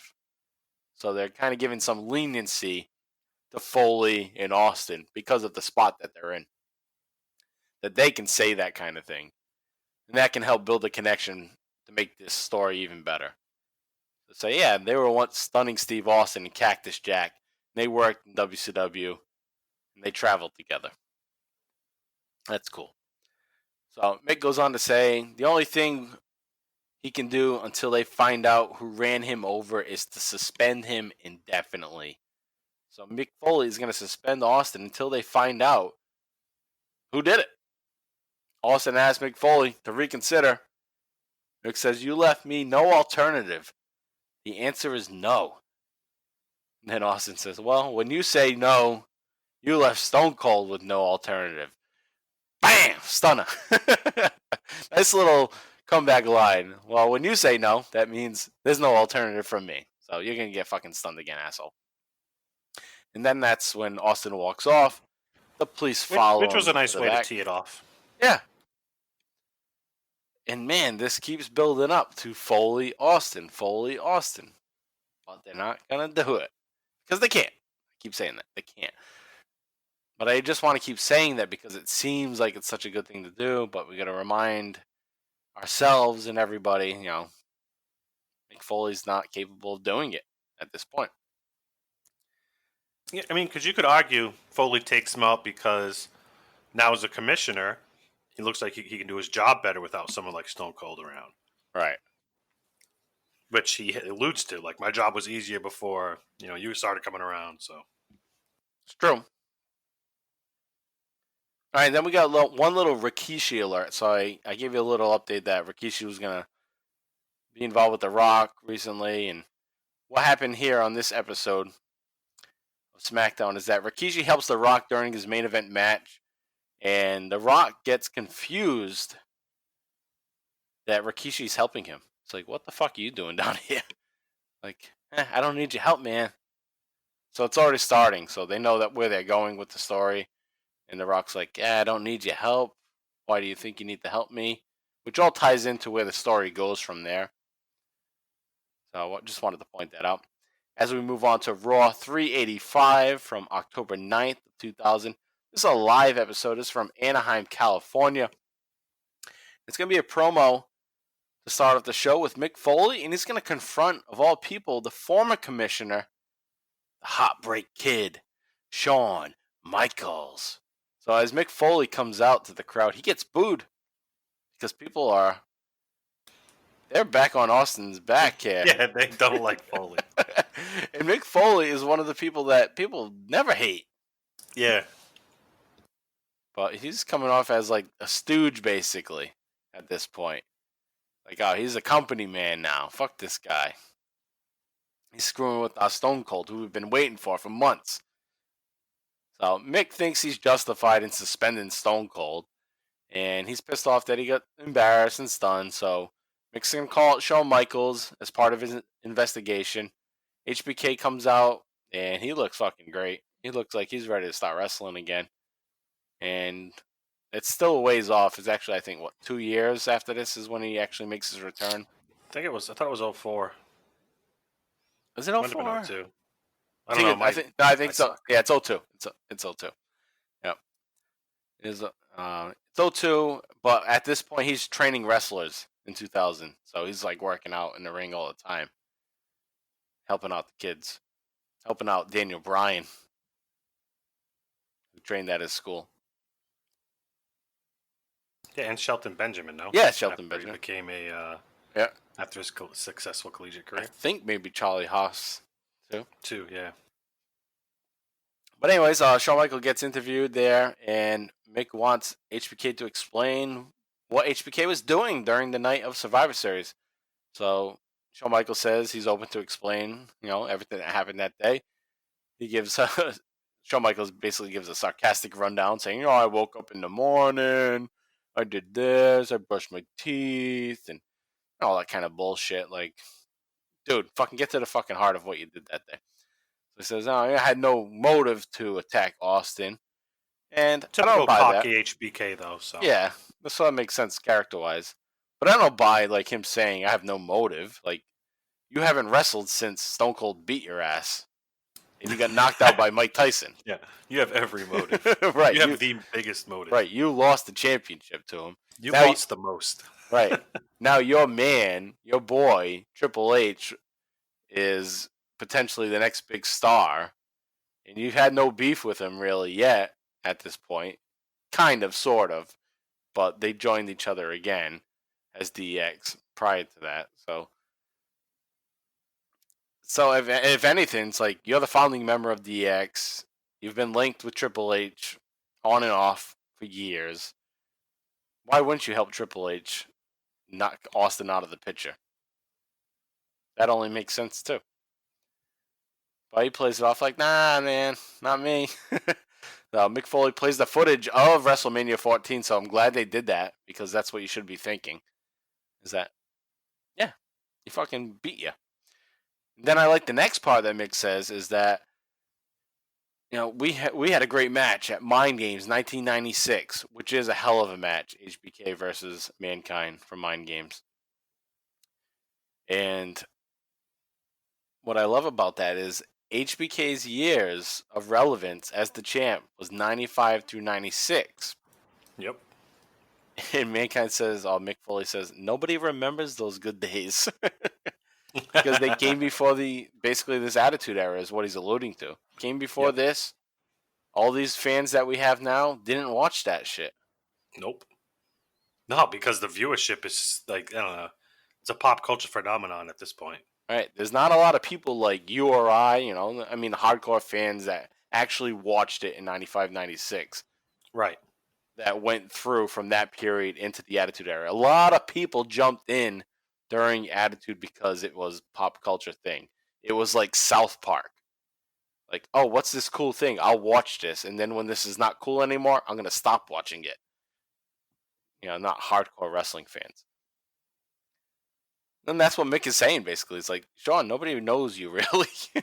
So, you're what a dig. I didn't catch it like that. That's funny. So you put it that way, definitely. So your fame is nothing. So maybe you wanted to fucking get revenge on him for being the big guy that he is. But HBK responds like, I basically says, I don't like Stone Cold Steve Austin, but do I hate him? No. And he says, I would be the number one guy in the company right now if I ran over Stone Cold Steve Austin. He says, but I'm ashamed to say it wasn't me. Like, yeah, no. I mean, he could. I mean, he got big during the early part of what would be the Attitude Era. It was like pre-Attitude, basically, I would say, is when he left. Like, he started to bring the Attitude with Bret Hart and their whole angle. Yeah. Yep. That was the beginning. That's when it started to get kind of edgy. But once Austin won, that changed everything. So that's a great point the writers had and for Mick Foley to put out there. So good shit there. So, but HBK goes on to say, I think I have an idea of who it is. He says the only person he thinks it is The Rock. He doesn't say it that way. He says, the only person is la la la la la. If you smell what I'm cooking. He does it that way. And obviously it's The Rock. Then from there, Mick Foley goes on to question a couple more people, a couple blonde-haired people. And as we mentioned moments a little while ago, is that there was a qualifier put on that it might be a woman. Okay, Billy Gunn says it could have been a man or a woman. So Mick Foley's going to start to question a couple of women. So Deborah has made a return. This is like her fucking fourth return. Puppies. I know, puppies are back in action. Always so shiny. All glossy. Yeah. So she's back, and she gets a big hug from China, and like, oh, how was the marriage, and how was it all, blah blah. Like China's all like girly now because she's in Playboy. Like, oh yeah, how's marriage life? And yeah, fuck off. But anyway, so she's helping Deborah back, and then Mick runs into Deborah, questions Deborah, and Deborah starts to get pissed off because Mick is questioning her about, what was Austin, where were you? You got blonde hair. Maybe you didn't want Austin on the road anymore and you wanted him home, so you hit him with a car. So she gets all pissed off about that. And then he goes on from there to question Linda McMahon, who also has blonde hair. So Linda McMahon sits down with Mick, and she's always reasonable, and she's got like the straightest head in the game, where she's just matter of fact. And she's like, hey, Mick, yeah, I was there. Of course I was in Detroit. There was a lot of business to go down, and I got to be there, but it wasn't me. It doesn't make any sense for me to do it. He's one of the top stars in the company. Why would I want him out? So she's fucking fully covered there. And then Mick asks Linda, well, since he's been gone, who sold the most merchandise? She says, well, The Rock has. So now we're getting to like, oh, it's got to be The Rock. It's got to be The Rock. And then Mick, at least they do a good job of putting the justification behind The Rock's decision to kind of do it or whatever. Yeah, like why would The Rock doesn't do it? But I mean, right. It does end up getting, I forget, but doesn't end up getting revealed that he did actually, like, Rikishi did it. Because right now Rock plays dumb, but doesn't, I forget. Doesn't The Rock basically like, yeah, I told him to do it? Well, we're jumping ahead, so. Oh, yeah, right, yeah. We won't. Yeah. So we'll wait on that, but at this point, it looks like The Rock, he either has nothing to do with it, but with that said, The Rock is coming off as like, since when is The Rock so fucking nice with Austin? Like, this is one of your most heated rivals. All of a sudden, you're like buddy with him, and like we're gonna see that in next week's episode. We'll talk more about it. But The Rock is gonna be like, "Oh man, I can't believe Rikishi did that," and no, The Rock and Austin and I are cool. So yeah, that is that kind of suspicion. Like, what, Rock? Come on. So anyway, we'll get to that as time goes on. But Mick is gonna question one last person before he makes his final investigation and his final claim. He's going to question Scotty 2 Hotty. So, Scotty 2 Hotty is out backstage, and Mick comes up to him and says, hey, what were you guys doing at Survivor Series? And Scotty says, well, Grandmaster and I, Rikishi, we're all chilling like villains in the locker room, just waiting for The Rock to finish his match so we could all go party. And Mick's like, he's like, It's like, all right. The Rock's name's been coming up a lot lately. And then Scotty's like, well, glad I can help you out. And Mick says, well, I think you did help me out a lot. And that's what's going to lead to the final claim. So let's go to it. This is, we're going to break it down into two parts. So let's listen to Mick Foley coming down after a match between The Rock and Rikishi against Kurt Angle and Kane. Mick Foley's going to head down to the ring, and he's going to announce who Stone Cold was hit by. So take a listen to this first portion. We'll talk about it right after that. The most viable motive. I've come out here in the past. I've made wild accusations, but that's not going to happen tonight. I promise to deliver the person who ran over Stone Cold Steve Austin, and I will. Fortunately, my announcement will conclude what has undoubtedly been the worst week of my professional career. Unfortunately, all of the evidence points to you, Rock. Uh-oh. Stone Cold's watching this somewhere, I'll guarantee you. It was your rental car that ran down Stone Cold. Only your fingerprints, only your DNA were found inside the car. Hell, a pair of The Rock's sunglasses were found inside the glove box. And as Linda McMahon herself stated, no one else had as much to gain by Stone Cold's departure, did they, Rock? No. With Stone Cold out of the way, who sold the t-shirts? Who picked up the media appearances? Whose book went to #1? Don't tell me. Who showed up on television? Who got movie roles? I don't want to believe this, King. You have not fooled me, Rock, and therefore right here in Anaheim, California, Not now. in the case of who ran over Stone Cold Steve Austin at Survivor Series, Mick Foley finds The Rock not guilty. What? What? It was Foley! I told you! But if you didn't do it, who did? And I'm going to tell you who did. He did. Rikishi? What? Rikishi? I hadn't quite figured it out until Scotty 2 Hotty said something about hanging out backstage with Rikishi. Hell, Rikishi, you weren't even part of Survivor Series. You hadn't even debuted on television. Who else is close enough with The Rock to go inside his dressing room? Who else is close enough with The Rock to reach inside his bag and get his keys? The mirrors and the seat were configured to fit not just a large man, but a very large man. That very large man is you. The only thing I don't know is why.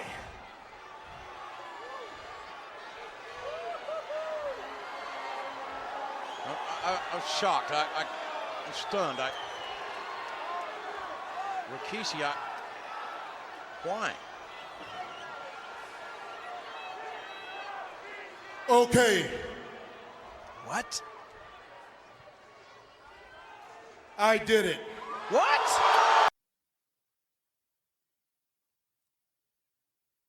All right, so Mick comes down to the ring. He says all the evidence points to The Rock. You know, you got the rental car, his sunglasses are there, there's fingerprints, and there's even DNA. Bullshit. Like they got fucking DNA tested. DNA. I know. Like they have the money for that. It's like one of those, like, back in 2000, one of those catch-all words like, oh, you know, people are watching forensic files, so let's say we got DNA. Like, you didn't get any DNA. Barely any police departments had Were access those to shows DNA. even big then? Yes. They were? Well, Must have been, like, actually, the start. yeah, it would have been the start, but yeah, you're probably right. It probably wasn't even until like a year or two later. Yeah, I think Forensic Files was maybe 2001 started. Could have been late 2000. Could have been around this time. But DNA started to be used in some big cases. So even if it wasn't like Forensic Files, it would have been on like 2020. Like a big case was solved by DNA for like one of the first times or something. You know? One of those things. So they're using that there. And yeah, no fucking way you look for DNA for somebody driving a car. It wasn't even a murder. Someone got hit. Ugh. So anyway, Mick Foley goes on from there. You know, he's Rock sold the most merch. He had the most movie roles. But then he goes, after all that shit that points to The Rock, he says, my conclusion is, it's not The Rock. Rock is not guilty. That sounds Such so an stupid. idiot. Big time. And that's why Stone Cold's beating him up. Right, that just, like, if all the evidence points to Rock, then you should just blame The Rock and say, fuck Rock, I don't care what you say.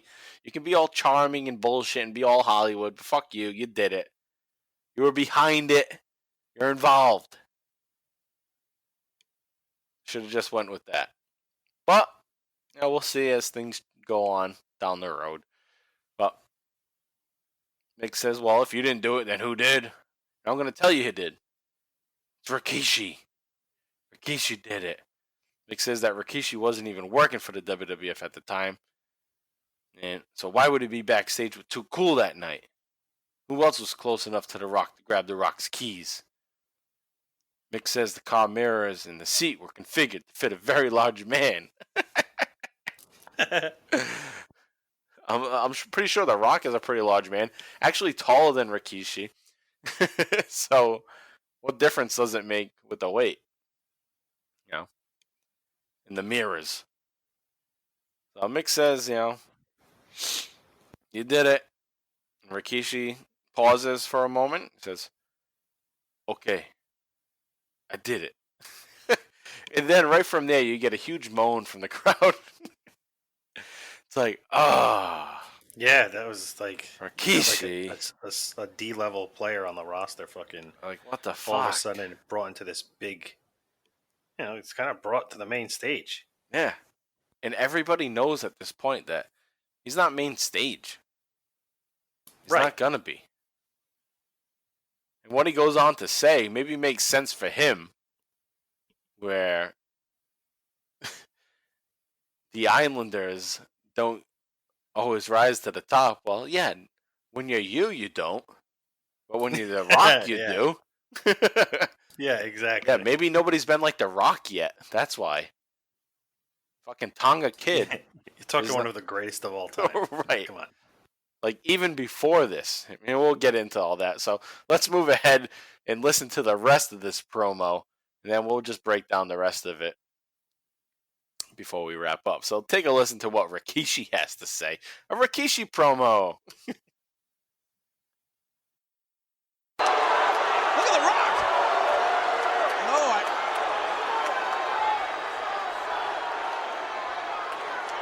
In case you didn't hear, I admit, I did it. I ran over Austin. It's a good thing the criminal charges were dropped. And you ask why? Damn right. I didn't do it for me. No, I didn't do it for me. I did it for The Rock. What? The Rock? You did it for The Rock. You see, Rock, I took your keys out of your bag that night when I went to go check into the hotel. And when I jumped into the car, I saw Stone Cold Steve Austin standing in the middle of the parking lot all alone. And suddenly, everything flashed right through my eyes. This is surreal, JR. You see, the WWF has always been all about the Great White Hope. What? Great White Hope? What do you mean by that? And I'm talking about such people as Buddy Rogers, people like Bruno Sammartino, people like Bob Backlund, people like Hulk Hogan,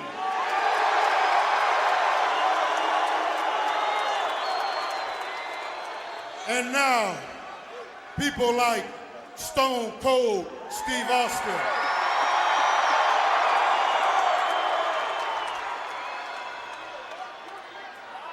You see, the WWF has always let the Island Boys in, but we were always held back. Held back? What's he mean? Now listen to me, Rock. And I really want you to listen to me.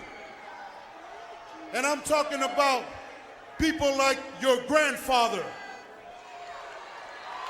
a well-respected man, High Chief Peter Maivia, could have became a WWF champion, but no, they held him back. People like Jimmy Superfly Snuka.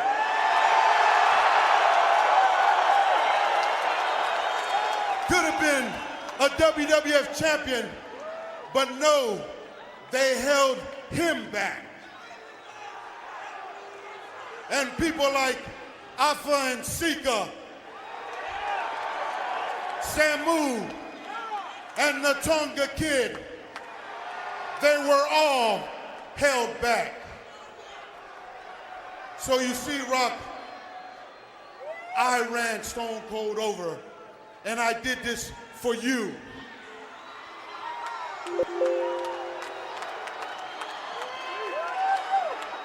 I can't imagine how The Rock feels. I don't expect any favor from you, Rock. No. I don't expect no favors or no payback. Before, I want you people to know all around the world and set the record straight that The Rock did not have a damn thing to do with this. I take full responsibility. And you know what, Rock? Just you being who you are today is good enough for me and our people. And before I go, one more time, I ran over Stone Cold Steve Austin. And to tell the truth, I do it again. Oh, man. I can't believe this. Rikishi, the assailant. Rikishi, the perpetrator that ran over Stone Cold. You son of a bitch. Wait a minute. You ran over Austin. But what's going to happen now? What's going to happen? What is Stone Cold Steve Austin going to do? What's The Rock thinking right now? What is Rikishi thinking? He almost took a man's livelihood away. Took a man's living from him. How was Austin supposed to take care of his family? That son of a bitch is going to have hell to pay. I promise you. I swear to you that on SmackDown Thursday night, Austin is going to gut and quarter Rikishi. What will Stone Cold Steve Austin do Thursday night? But what about The Rock? What about The Rock?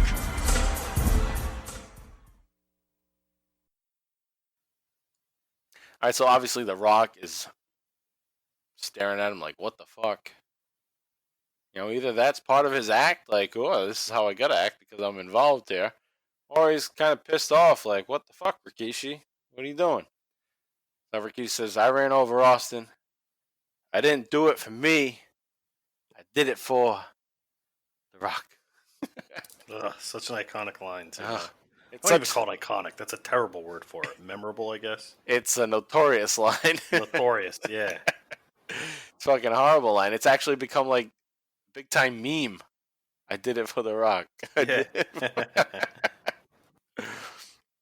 So Rikishi tries to explain why he did it. He saw Austin alone in the driveway. Yeah, alone in the driveway. You were behind if he was driving the car, he was behind a fence.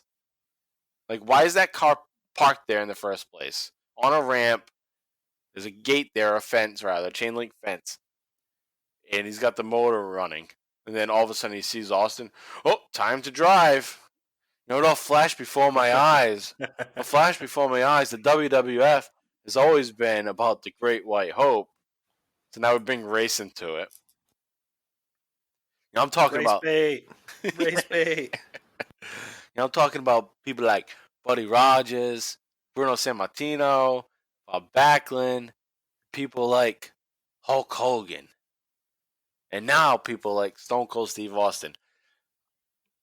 I'm thinking right here at this point, when they're saying Hulk Hogan, and I might have to go back and look for sure, but I think at this point in 2000, Hulk is done in WCW. So I think He might still be under contract, though. He might be under Definitely contract wasn't on TV. But I think they're putting out like flyers to like attract Hogan. Like, all right, we're mentioning you again. We want you over here. You know, because that's not the first time they mention him. Another time, and they even when they show like a video package, they show Hogan in the video package. So they're like, all right, Hogan's basically free. So let's start using his name still again. Money to be made there. That won't like dry. Right.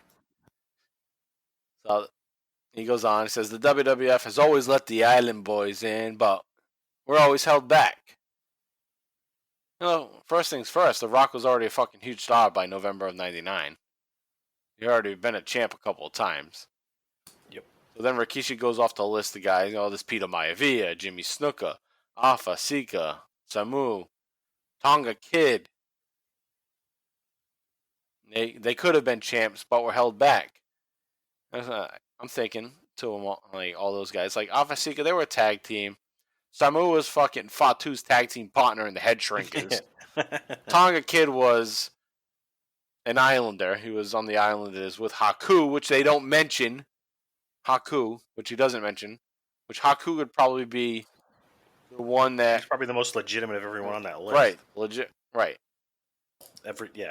Even though he's not on the list. If he were on the list, he'd be the most legitimate one, probably. Right, and he should be on the list before fucking Tonga Kid. Tonga Kid didn't go on to WCW and have a good career as Ming. At least Haku did. So maybe they don't mention Haku because he's still working in WCW.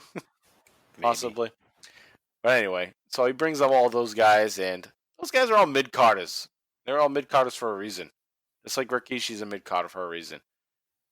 Just like I said moments ago, The Rock stepped up to another level. He didn't get pushed there. His gimmick sucked at first too, and he made it. He wrote his lines. He fucking made that character. Everybody else didn't step out of that. They stayed Islanders. So Rikishi says, I ran over Stone Cold. I did this for you. I don't expect any favor from you, Rock. The Rock did not have a damn thing to do with this. I take full responsibility. So Rikishi is happy with how The Rock is today and how he's representing their people. And I ran over Stone Cold Steve Austin, and to tell you the truth, I do it again. So as the show goes off the air, The Rock looks like he's all pissed off. As he should be, because basically what Rikishi is saying is, you're only a star because I helped you. Yeah. It's kind of how it comes off. So The Rock has a right to look pissed. Whether or not he's acting, we'll see. Kayfabe-wise, obviously he's acting, but whether or not this is all part of the story, we'll get to in time to come. Because we don't want to give too much away. That's one of the things that some of our listeners has said is, I'm listening to this and watching along for the first time. I don't want you to say things that happen later. Yeah, I suck at that. But I'm also the person that goes looking for spoilers for movies and shit. No. Oh, this movie's coming out tomorrow. I'm going to see it, but fuck it. I'll watch it now. That happens. Yeah. So I can go with a biased fucking opinion, a predetermined opinion. All right, so man, that's I did it for The Rock right there. That's one of the iconic moments, or notorious moments, as we said, in the career of Stone Cold Steve Austin. And here we are. We just covered it. And before we move on, I do want to just put out a question. And we kind of mentioned it in the weeks leading up to this, but after going through this all this investigation and all this storyline building up to this, what do you think should have happened here? If they're going to make this reveal, what should they have done instead? What would your booking be as the best choice to reveal somebody that's on the roster? Or even somebody off the roster, whatever. What do you think? Based on everything we've covered, I feel like it should have been Mick Foley. Yeah. But, well, if he could wrestle, that would have been great. Right. But he can't. Is that why he's not? So, I mean, active? I don't know. So, I guess The Rock actually, makes sense. He's retired. I don't know how injured he really is, but he's kayfabe retired because Triple H made him retired. Right. But that might have been because he's actually injured. So that's why they did It's one of those things from a story perspective. It looks like Mick Foley would have worked, or one of Mick Foley's personas. Yeah. He could have played the whole "It wasn't me, it was Cactus Jack." I think they could have done more with it, but that would have been seeing how this leads up to the second Rock match, Rock's Austin match, I could kind of see why they decided to do it this way. I don't mind that the Rock's involved, but fucking Rikishi. I guess the bigger issue is who's actually behind the fucking wheel of the car. Right. Or who's behind having the person drive the car. Right. Yeah. Right. So if it's The Rock, then that helps build to their next big match. I forget how it plays out too. Yeah, I do too. So that's why I don't want to jump ahead too much or say anything, because I'm not really sure. It's been a while. I don't always watch all this shit. And I mean, I go back and watch like the match at WrestleMania, but I don't necessarily pay attention to what happened all the weeks leading up to it for months. So I know some of you guys hardcore out there that do know, but we're just going week by week here and trying to give a little rundown and a little retrospective of what happened as if you're watching it week to week. But yeah, so I think Mick Foley would have been great. I said that over and over again, but going with the storyline, I think blonde hair being a big thing, and the point that Chris Jericho is at, that they could have elevated him again, like because he's kind of been up and down throughout '99 up into 2000, where this would have been a good chance for him to be elevated right up to the top. So maybe they were kind of low on Jericho at this point going into the story, because why not go with him to be the guy to hit him? And then that could have been a great feud. Jericho and Austin on the mic. Yeah.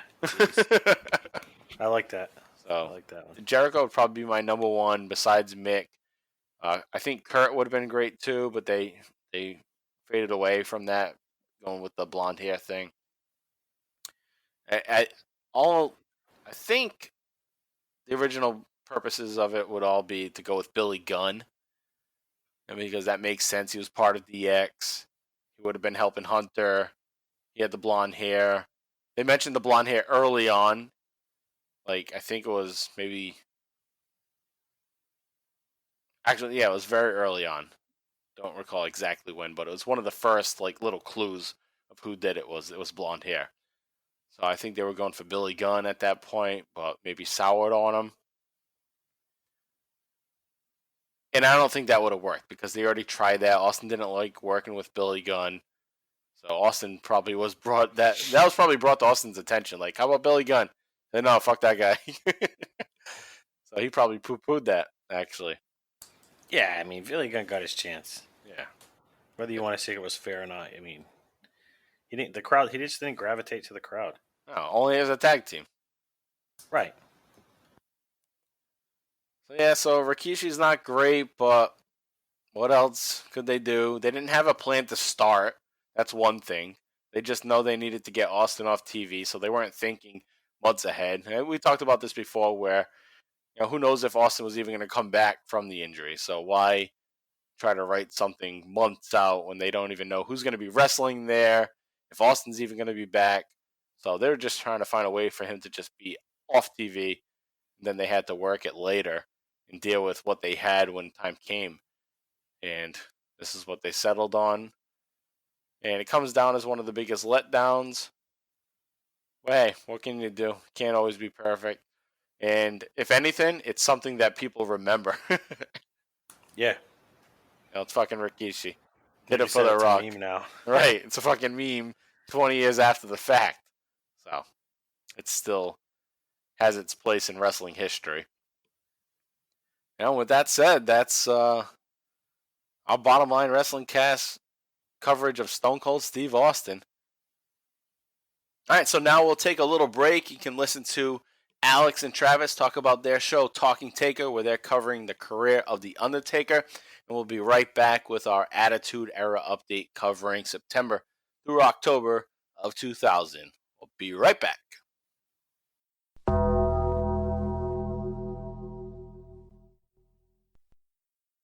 What's up, rattlesnakes? This is Alex Dorio, one half of the Talking Taker podcast. And even though Stone Cold might say DTA, don't trust anybody, we hope you'll trust us when we say if you love the Bottom Line Wrestling Cast, you'll also enjoy what we're doing over on Talking Taker. Each week, my lifelong wrestling buddy and fellow creature of the night, Mr. Travis White, and I explore one pay-per-view match in the career of the greatest professional wrestling character of all time, The Undertaker. We're right in the heart of the Deadman's second coming in the late 2000s. But we've got over 125 episodes, so you can jump in from the beginning or pick and choose from some of your favorite moments, including every single Undertaker versus Stone Cold Steve Austin match analyzed in detail, including a great crossover episode with our buddies here at the Bottom Line Cast. You can listen to us wherever podcasts are found, and you can follow along our journey at Talking Taker on Facebook, Twitter, and Instagram. Thanks to Mike and JV for letting us plug the show, and take her easy.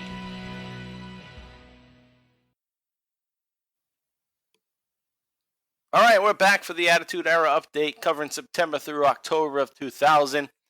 We're going to start off with the WWF Championship scene and the love triangle that's going on with Triple H, Stephanie McMahon Helmsley, and Kurt Angle. So let's get into it from Raw 383 on September 25th of 2000. You're going to get a championship match between The Rock and Chris Benoit. I'm going to start from the final moments of the match. So basically what's going on here is Chris Benoit is going to grab a steel chair. He's going to hit Shane McMahon, who's now supporting Chris Benoit. He hits him by accident, and The Rock is going to back toss Benoit out of the ring. Stephanie's going to run in to help Shane, and then Triple H is going to run down also, and they roll Shane out of the ring, who was just hit with a chair.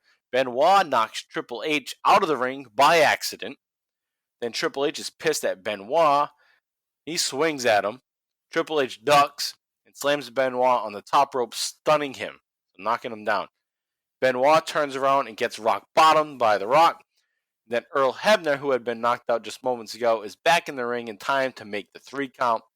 So The Rock is going to retain the WWF Championship against Chris Benoit. Chris Benoit is going to feel screwed out of his title shot once again. So Kurt Angle is going to run down here now and attack The Rock, and then attack Triple H. And Angle and Benoit both attack The Rock, and Angle is going to start to work on Triple H's busted ribs, and Stephanie is all pissed off and smacks Kurt. So they have their little thing going on that we talked about in the last episode. And Kurt has been trying to get cozy with Stephanie a little bit, sucking up to her, and he's going to get smacked by her because he attacked Triple H. But then out of nowhere, Chris Benoit is going to headbutt Stephanie, which is fucking messed up. Considering what we know about Chris Benoit's future, it's tough to see kind of shit like this. Yeah, it Where is. he's fucking hitting a woman. So this is kind of similar to what we covered, JV, on ECW Extremecast when we see The Rock and Rebel, who has a similar history where he's going to kill himself, and he killed his wife, and his whole character as a wrestler was being abusive to women. So it's like, how much of a character is it? Like, when these guys accept to do that character, it's almost like they accept it because it's like, oh, hey, that's like my normal life. So it's not a reach for me to do that kind of stuff. Whereas somebody that might have more strong morals, like, no, fuck you, I don't care, I'm not doing that. Because even though it's wrestling, I don't want to be portrayed as that. I don't know. Just seeing like these two examples, it's tough to think that, and you don't see it often. You don't see many wrestlers being abusive to women. No, they're usually sympathetic. Right. I mean, the only person maybe is Macho Man that was like kind of rough with Elizabeth, and that would be the only example of somebody that wasn't really abusive that we know of. So yeah, kind of tricky thing to watch when you know the history of what happens after that. So Benoit walks off anyway, and Angle follows, and Triple H and Steph lay in the ring knocked out at that point.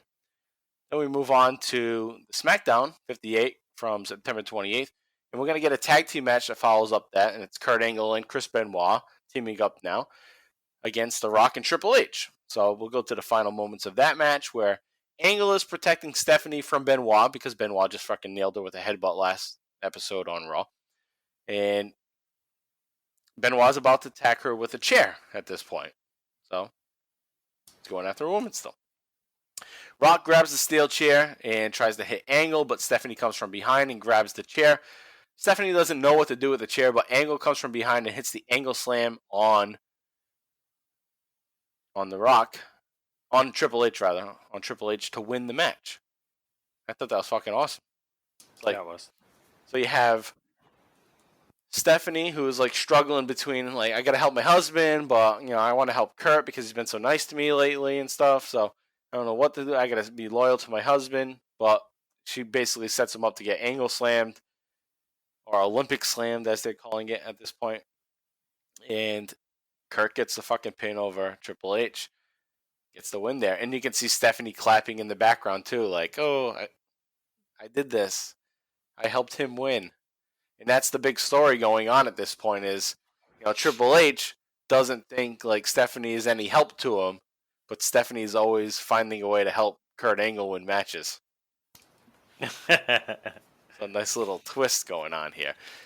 Triple H is always getting screwed. Kurt Angle's finding a way to win with her. So we move on to Raw 384. You get a promo with The Rock, Kurt Angle. Triple H and Stephanie head down to the ring. Foley and Triple H make fun of Kurt Angle for crying while getting his medal, which is great because that's what he did during the 1996 Olympics, is he was crying on it, which is not uncommon. People fucking cry when they get the medal because of all the hard work, determination. But in wrestling, it's funny to call Kurt Angle out because the way his character is at this point, it's like, yeah, make fun of the fucking guy. That's good shit. Especially, how cocky he is. So Triple H tells Angle that Stephanie is not his friend. She's my wife. Now, Triple H says that The Rock is keeping the title warm until he's ready to go after The Rock, but he doesn't want to go after it right now. He wants to go after Kurt Angle. So Foley makes it a number 1 contenders match for the championship. It's going to be Triple H versus Kurt Angle. Chris Benoit then comes out. He wants a title shot. He's sick of getting screwed over. Chris Benoit wants his hands on the people's joke tonight, The Rock. And then Kane fucking comes out. Then Rikishi comes out. And Foley makes a tag team match instead. Says, "Oh, fuck you. All you guys coming out? Well, none of you getting shit. You're getting a tag team match. Rikishi and The Rock versus Kane and Chris Benoit." So that's something we mentioned earlier in the show, is that Rikishi is now being teamed with The Rock just to kind of form that relationship. Because without doing that, it's like, how the fuck is Rikishi friends with The Rock? They do got to, yeah. I mean, if they don't, then it's even more of a shock factor. Right. So they never even mentioned it before. Like, I don't even think at this point they even mentioned like The Rock is related to the Head Shrinkers or the Islanders or any of those guys. I don't think they've made any reference other than he's Rocky Johnson's son, is Peter Maiavia's grandson. Yeah, I don't think they got into like the whole lineage, but this is kind of where like this is the beginning of it, though. Yeah, where they kind of started addressing it more on TV and shit. Yeah, you're right. This is why the Usos still work in the WWE because of that promo. Rikishi was helping his kids. The Usos get a job. But we all know that the Usos are obviously awesome. I did it for my kids. Yeah, I did it for my kids who were like around and hanging around the locker room at this time. Right. Well, remember, episodes back where Austin's done Santa, and it was one of the Uso kids that was visiting Santa. And right. Santa was being an asshole to Jimmy or Jay. I don't remember which one it was. And I had said the kid looked like a girl. I wasn't sure. And then I looked it up. It's like, oh, shit, it's an Uso. The fucking beat my ass. All right, so The Rock tells Benoit to take... Actually, I got to kind of set this up here because this was one of the funny things that The Rock had to say after Mick Foley sets up this tag team match, is that The Rock was saying that basically Chris Benoit is always trying to prove something. Kane is always trying to find something. So The Rock says, Benoit can take his pants down and prove he has a penis. And Kane, if he wants to find something, he can find Benoit's penis. Find the penis that Benoit claims he has. That's what it. So I just thought that was, pretty classic line. Prove you have a penis and find his penis. Now that we're going to be in this tag team match. So the tag team match goes off. Benoit hits his partner Kane with the steel chair. Benoit and Kane don't get along. Rock hits the rock bottom on Kane, and then Rikishi's gonna do his butt drop, not the stink face, but just like a splash in the middle of the ring, and get the win over Kane. And then Kane gets up and he goes after Benoit, so they're all fucking infighting in that match. Triple H and Stephanie go on, and have a backstage segment. Triple H says that he has a bad feeling about tonight, and he wants Stephanie to stay backstage. And she's not happy about it. She bumps into Chris Benoit. Chris Benoit asks her how her head is, and then starts laughing at her because he's a prick. It's easy to fucking be an ass, like, say fuck off to Chris Benoit at this point now. But when you watch his matches, like, shit, he's damn good. Yeah, he was a great talent, Yeah. but I can't. Right. I'm not the type of person to go out there and defend the guy. The guy is obviously a piece of shit. Right. Because when you do something like that, that's what you are. I don't care if it's because you have underlying issues or what caused it. The outcome is the outcome. Right. That's my opinion on all of that. Yep. Yeah. You became a piece of shit. That's what it is. Immediately. Once you take someone else's life, never mind your own family and shit, like, you're a fucking piece of shit. Yeah. And that's it. Yeah. Doesn't matter how nice you were to a fucking person at the bakery. No. You're a fucking piece of shit. All right, so let's move on there. So on that same Raw, Triple H goes up against Kurt Angle. This is a championship contenders match. So it's a big match on this Raw 384 from October 2nd. And Stephanie's going to ignore Triple H's request to come down to the ring. She don't give a shit. She's going to go down. And it only makes sense because this is Triple H versus Kurt Angle. This is the match for her to be down there regardless. So you can already see what's going to happen here too with that. So Triple H elbows Angle through the announce booth. That's one of the big spots in the match, and he gets a holy shit chance. And Earl's going to get knocked down like he always does in big matches. And Triple H is going to hit a superplex on Angle from the top rope. Benoit then comes down to ringside and grabs Stephanie by the hair. And Triple H attacks Benoit. Kurt Angle goes after Triple H with the steel chair at that point. And then Stephanie's going to try to grab it from her. She gets loose from Chris Benoit. Triple H goes for a pedigree. But then Benoit grabs Stephanie again. And that distracts Triple H. So he goes for Benoit once again. Benoit gets the steel chair and whacks Triple H. Angle's going to come up and hit the Olympic Slam and pin Triple H and become the number one contender for the championship against The Rock at the No Mercy pay-per-view coming up. And Triple H is pissed that Steph is still coming down the ringside. And she basically cost him the match. So this continues on to backstage on the next episode of SmackDown. Triple H is pissed off that Stephanie's still backstage. He said he wants her in the hotel. He's concerned for her safety. Steph's all pissy about it. She says, you know, basically the only person that is doing good is because of me. It's like Kurt Angle is doing well because of me. And when you don't want me around, that's when you don't do well. So she's giving him that little business. Early marriage problems for them. Yeah. But when your marriage starts off by you being drugged and going through a drive-through, yeah, it's probably not going to be a good marriage. So we go on from there. SmackDown 59. Kurt Angle, Edge, and Christian team up against Too Cool and Rikishi.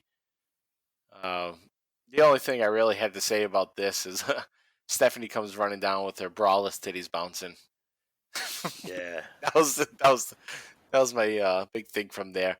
But also Kurt Angle does come out. He wins the match with the Olympic Slam.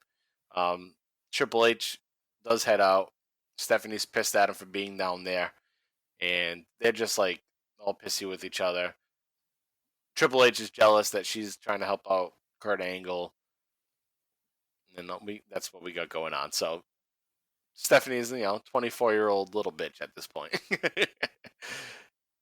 And Triple H is the old guy that's not confident, in his ability to keep a 24-year-old.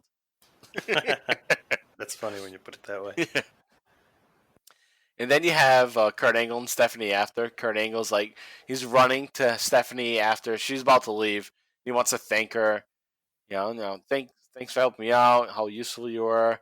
And Angle gives her the offer to be in his corner on a permanent basis.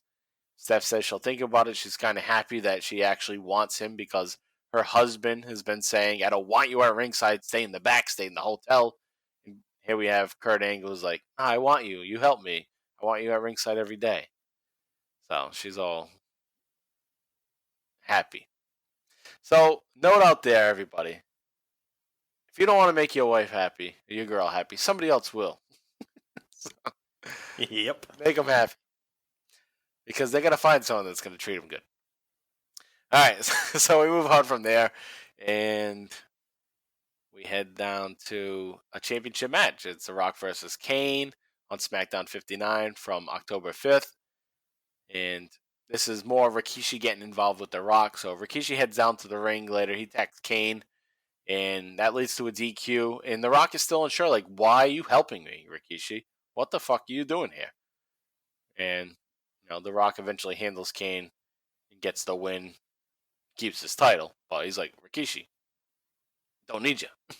Beat it. And then we have that final match that leads to the big reveal where Mick Foley questions Rikishi. And what happens there basically is Kane's going to chokeslam Rikishi. And then Kane's going to chokeslam his own partner, which is Kurt Angle. He walks off from the match. Angle gets slammed by Rikishi. The Rock comes back into the ring, hits the Rock bottom. Rikishi does his little drop on the Angle, gets the win. Stephanie's in the back just watching. She's been told by Hunter not to get involved in Kurt Angle matches anymore.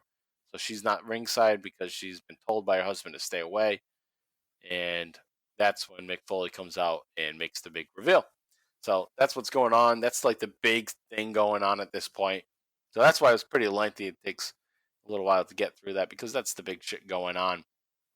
But beyond that, we have the tag team title scene. And it's we got a ladder match with the Hardy Boys, Edge and Christian. And this is a fucking hell of a match. I mean, I don't want to get into it all. Watch this one. So. Oh, you got to go back and watch it.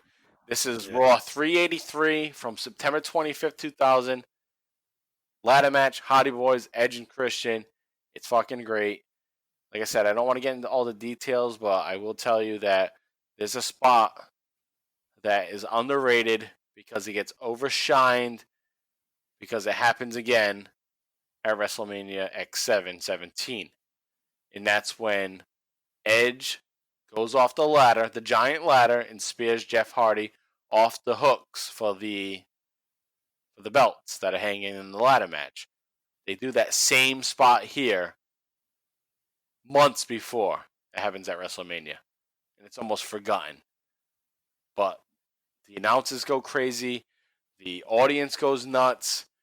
It's basically the same exact spot. It just happened here. And now it's just written out of history.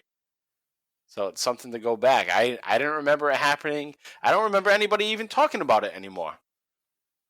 But I saw it, I was like, what the fuck? It happened that early? They already did it?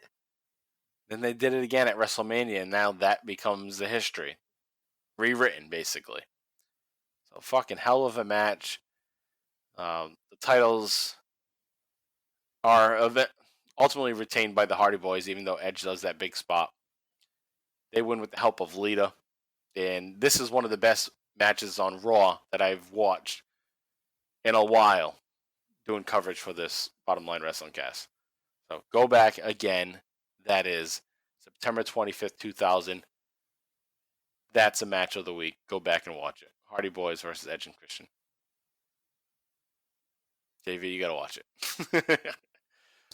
I say I will, but I probably won't. Maybe I will. If you remember, go back and watch it. I still got to finish AEW Revolution. All right, and then from there, the Hardy Boys are going to defend against Too Cool. They remain the champs there. The Hardy Boys will also defend against a new tag team, the Lowdown, which is D'Lo Brown and Chaz. And Chaz looks pretty damn cool. He looks pretty jacked at this point now. And what we're going to have debut in this match on Raw 385 is Edge and Christian are in this situation where they're not allowed to get a title shot anymore. Mick Foley is fed up with them. No more title shot. So they're going to try to buck the system by coming out as the Conquistadors. And so they got their gold mask on, the gold suits, and they're going to try to earn a title shot as the Conquistador. So that's the storyline that's building at this point. Then from there, we move on to probably one of my favorite storylines going on is China and Eddie Guerrero. China is going into Playboy at this point. She's with Eddie Guerrero, and it's just creating this dynamic where he's super jealous of what she's doing, but he's trying to be like a good guy, but then he gets pissed off at times. We kind of talked about it last time on the last episode, but it's brewing here. China comes out, and she's got her Playboy cover all around the ring, and she's like the hot shit now. But I hate to say this, but I'm going to say it anyway, for comedic relief, is that when she comes out, she only reminded me of when the Wayans brothers did the White Chicks movie. Yeah. Because they're so big. Right, so huge, and like that's all plastic surgery. So it's great. It's like, okay, she feels good. I get it, whatever. But the plastic surgery of 2000 looks like White Chicks from the Wayans brothers in 2003 or whatever it was. Damn, that long ago already. That's what that looks like. Oh, whatever. And I do feel bad a little bit because like her whole promo is like, people put me down, and here I am just putting her down, saying she looks like Marlon Wayans dressed as a white girl. But hey, being honest. So the Right to Censor comes out and says, this is immoral. You're in Playboy. You shouldn't be doing pornography. And it's funny that it's coming from Val Venus. So that's a good one. Like, that's a good little joke in there. Is that of all the people in the Right to Censor, it's the fucking porno guy that's going to say that China is doing something wrong. So, good shit there. Eddie Guerrero comes out. He's all pissed off. And he's going to have a match against Val Venus because Val Venus was talking shit about his mamacita. And I love Eddie Guerrero at this point because he's just like so over the top Mexican guy. Like, so intense. He's like Breaking Bad character. Like like a side character in Breaking Bad would just be in the background playing cards or something. Yeah. He's about to get shot for not fucking bringing enough money into Nacho. Yeah. Well, that's Better Call Saul. Yeah. All right, so that's going to set up an IC title match. Eddie Guerrero has his title match with Val Venus. And Eddie Guerrero wins with a roll-up after Stevie Richards gets pantsed by China at ringside. So a little shit show of a match there. And then China's going to tag team with Eddie Guerrero and to go up against Right to Censor. And Right to Censor has been burning China's Playboy magazines throughout that episode, so that's what leads to that match. This is the match where Austin comes down and stuns everybody, which we talked about earlier on the Austin segment. And then the following episode on SmackDown from October 5th, the Right to Censor go up against the APA, and Eddie Guerrero. And the one thing that I had from this match is that Val Venus is calling to be tagged in to the Godfather, and you can hear him. He's calling him Papa. Hey, Papa, Papa, Papa, tag me in. Which is it's funny because that's like the backstage nickname for the Godfather. It's Papa. I never knew that. Yep. And they mention it actually in an episode of Table for Three with. Oh, okay. Yeah. That's on the network. Yeah, on the network with the Godfather was on it, and he was telling a story. Well, obviously he was on it, but somebody was telling a story about him, and they referred to him as Papa, so that's like a common nickname for him backstage. And it's cool because like he was Papa Shango, so that's probably where it came from. So they just call him Papa from that point on, even though he became the Godfather, the Good Father, or Kama. He was always Papa from that point on. And the other thing that's interesting too is like you just made the connection. He's the Godfather, Good Father. That's Papa. So he's always been a Papa, basically, other than being Kama. So kind of theme going on with his name. So It was just. I wonder if he has any say in any of these characters he said. Well, actually, at this time in 2000, he was about to be Papa Shango again. But then they made him write the censor. Yeah, he actually, if you go online recently, and actually in that table for 3, they show the new stock photos that they took of him in his new outfit. So it was like a revamped Papa Shango. So the makeup's a little different, the costume's just slightly different, but it's a new 2000 version of Papa Shango. So those images are out there of what he was gonna look like. And then they scrapped it last minute and said, "Oh, you got to do this now." And he was kind of like bummed about it. Fuck, I wanted to do that again. Well, he got the fucking right to censor. All right, so anyway, what ultimately happens in this storyline is that Eddie Guerrero and China are going to split up because on GTV, which is a cool segment on Raw 385 from October 9th, is that China and Eddie are already kind of bickering about, where were you? We're supposed to be getting ready for a match. And Eddie's like, what do you mean? Look how I'm dressed. I'm ready for my match. What the hell? Let's go. So they go out, they have their match. And then during the middle of the match against the right to censor, GTV comes back, which has probably been off for a while. But GTV's back, and they show the outside of a shower. And Eddie Guerrero comes out. You can hear him. He comes out. He puts a towel around his waist. And then seconds later, Victoria pops her head out of the shower. And then seconds after that, Mandy pops her head out the shower. So Eddie Guerrero is just banging 2 chicks in the shower.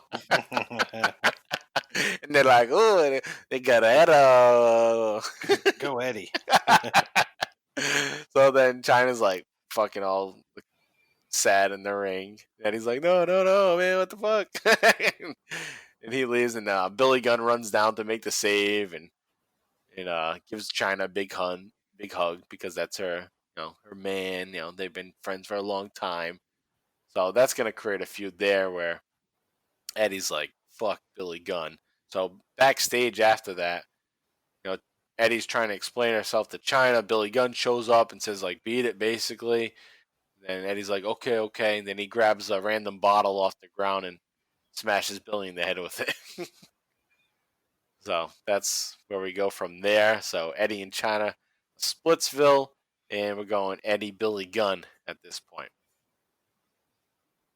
And then we have just a couple more things before we get out of here.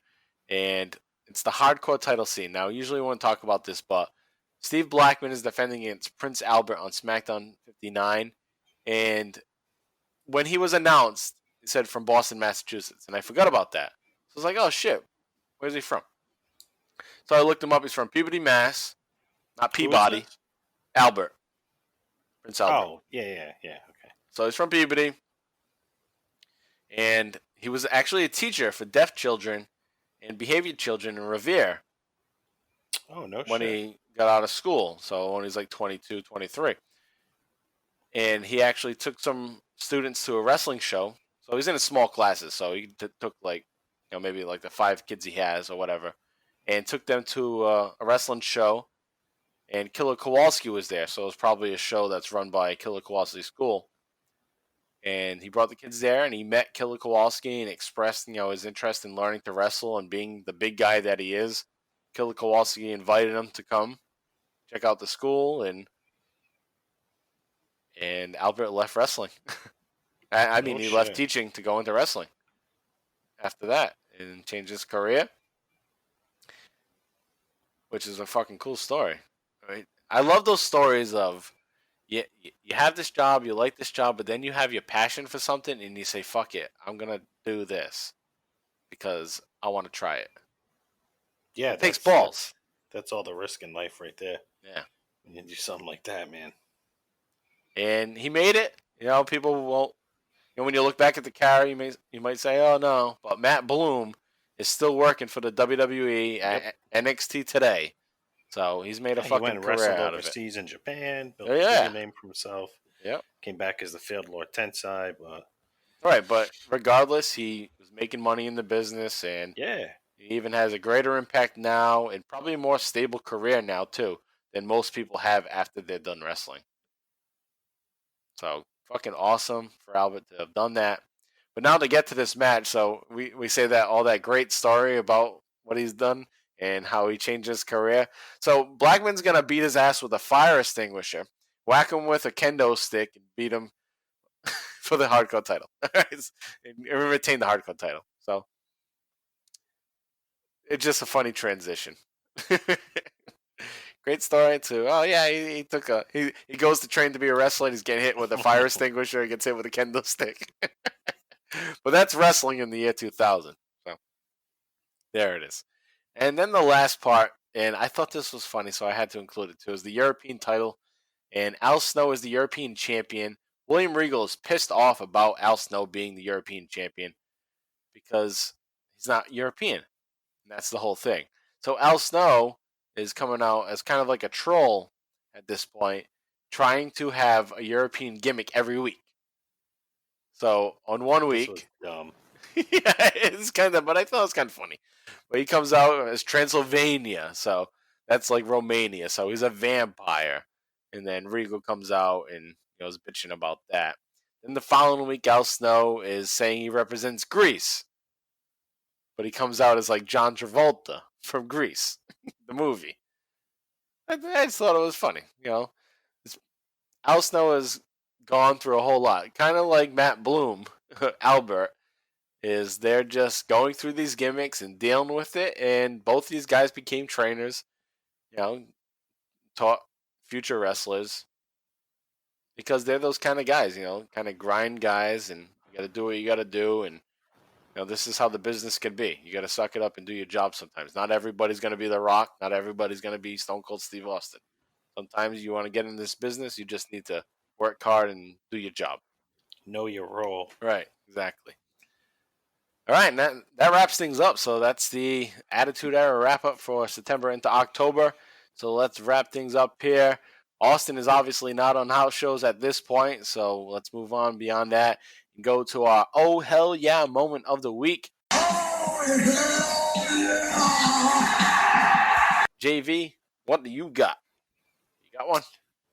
Yeah, I do. I was actually torn between the Brooklyn Brawler investigation scene and the Stooges one. And I think I like the Stooges one a little better. All right, so I like the Brooklyn Brawler one. Stooges one's good too. But the Brooklyn Brawler one, you need to watch. Yeah. Got to go back and watch that. The thing with the Stooges one is like its first appearance of Briscoe smoking weed. That's all Not you, first man. appearance, but yeah, you know what I mean. This is funny. First reference. Yeah. Maybe the only reference. Maybe they meant cigars. Doubt it. No. The weed. No, you smoke too much. No, they said you smoke too much. Yeah, he didn't say weed. Yeah. But you gotta assume it's that. Yeah. All right, so I go Brooklyn Brawler bumping. All right. After just initial handshake opportunity, he goes flying over a table.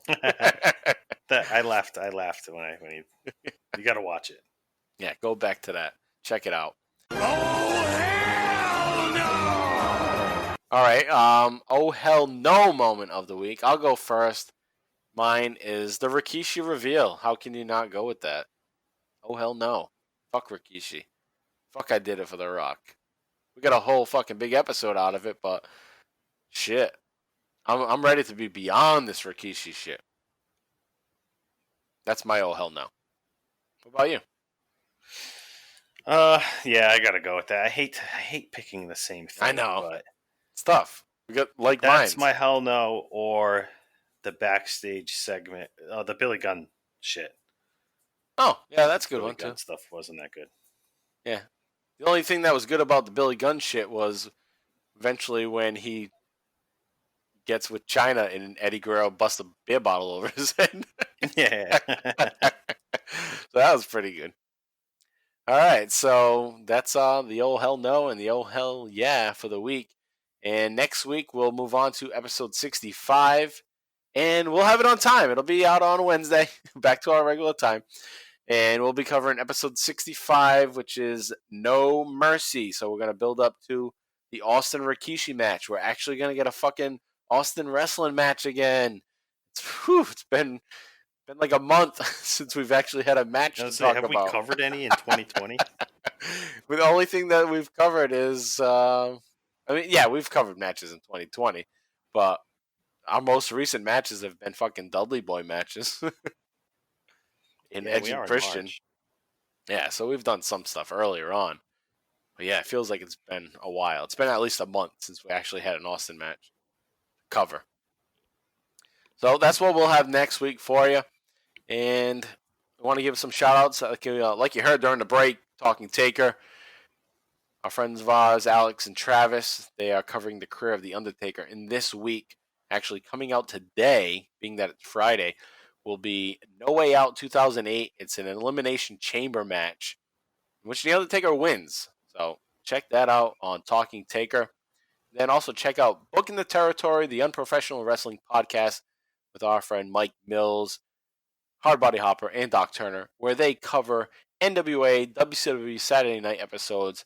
And this week, which is available now, is November 5th, 1988. So check that out. And then on Sunday, they will release their Smoky Mountain Wrestling recap show, in which they are covering August 12th, 1995, which is episode 185. Check them out. And also check out our Vantage Point. On episode 167, they are covering the Influencers segment, and it's going to be Gorgeous George this week and his influence on professional wrestling. And then also you'll have the week 4 of the Best Managers Royal Rankings. And then they also do a review of WWF Monday Night Raw from June 26, 1995. So they're going to cover some shitty shit there. Shitty shit. And it's fun to cover that crap. So go back and take a listen to them and watch that episode of Raw from June 26, 1995. You probably got like some Hakushi and Sparky Plug in there. And then also check out our friend Jay Free on Free Your Geek, where he is breaking down pop culture, movies, TV, video games, all pop culture. And his most recent episode is episode 88, Clownin' Around. So be sure to check out Free Your Geek, not Free Your Greek. I don't want to know what Free Your Greek is all about, but Free Your Geek. And then also, JV and I do the Extreme ECW Livecast, and we are covering this past week. It's available, and it's available here on the Bottom Line Cast feed. So just go back. It's the episode right before this. It's episode 19, ECW Hardcore TV 40 and 41 from January 18th and 25th of 1994. Check that out. And then this coming Wednesday will be a new episode, episode 20, covering ECW Hardcore TV 42 and 43 from February 1st and February 8th. So be sure to check that out. And if you enjoy it, go to Booking the Territory's Patreon feed, patreon.com/Booking the Territory, and join the $5 tier if you'd like to subscribe to that. And with that, thank you guys for being patient with us, for getting this episode out to you. Hope you guys enjoyed it. JV, any final words? No, sir. All right. And we'll be back next week. So long. And that's all I have to say about that.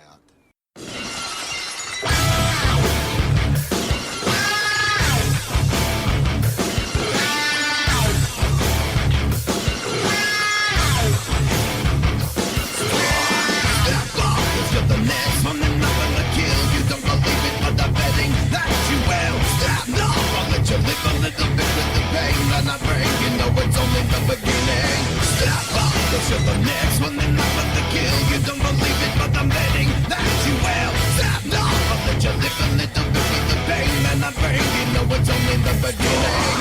Stop breaking the limit inside you. Stop making some more to hide you. I'm breaking the limit inside you.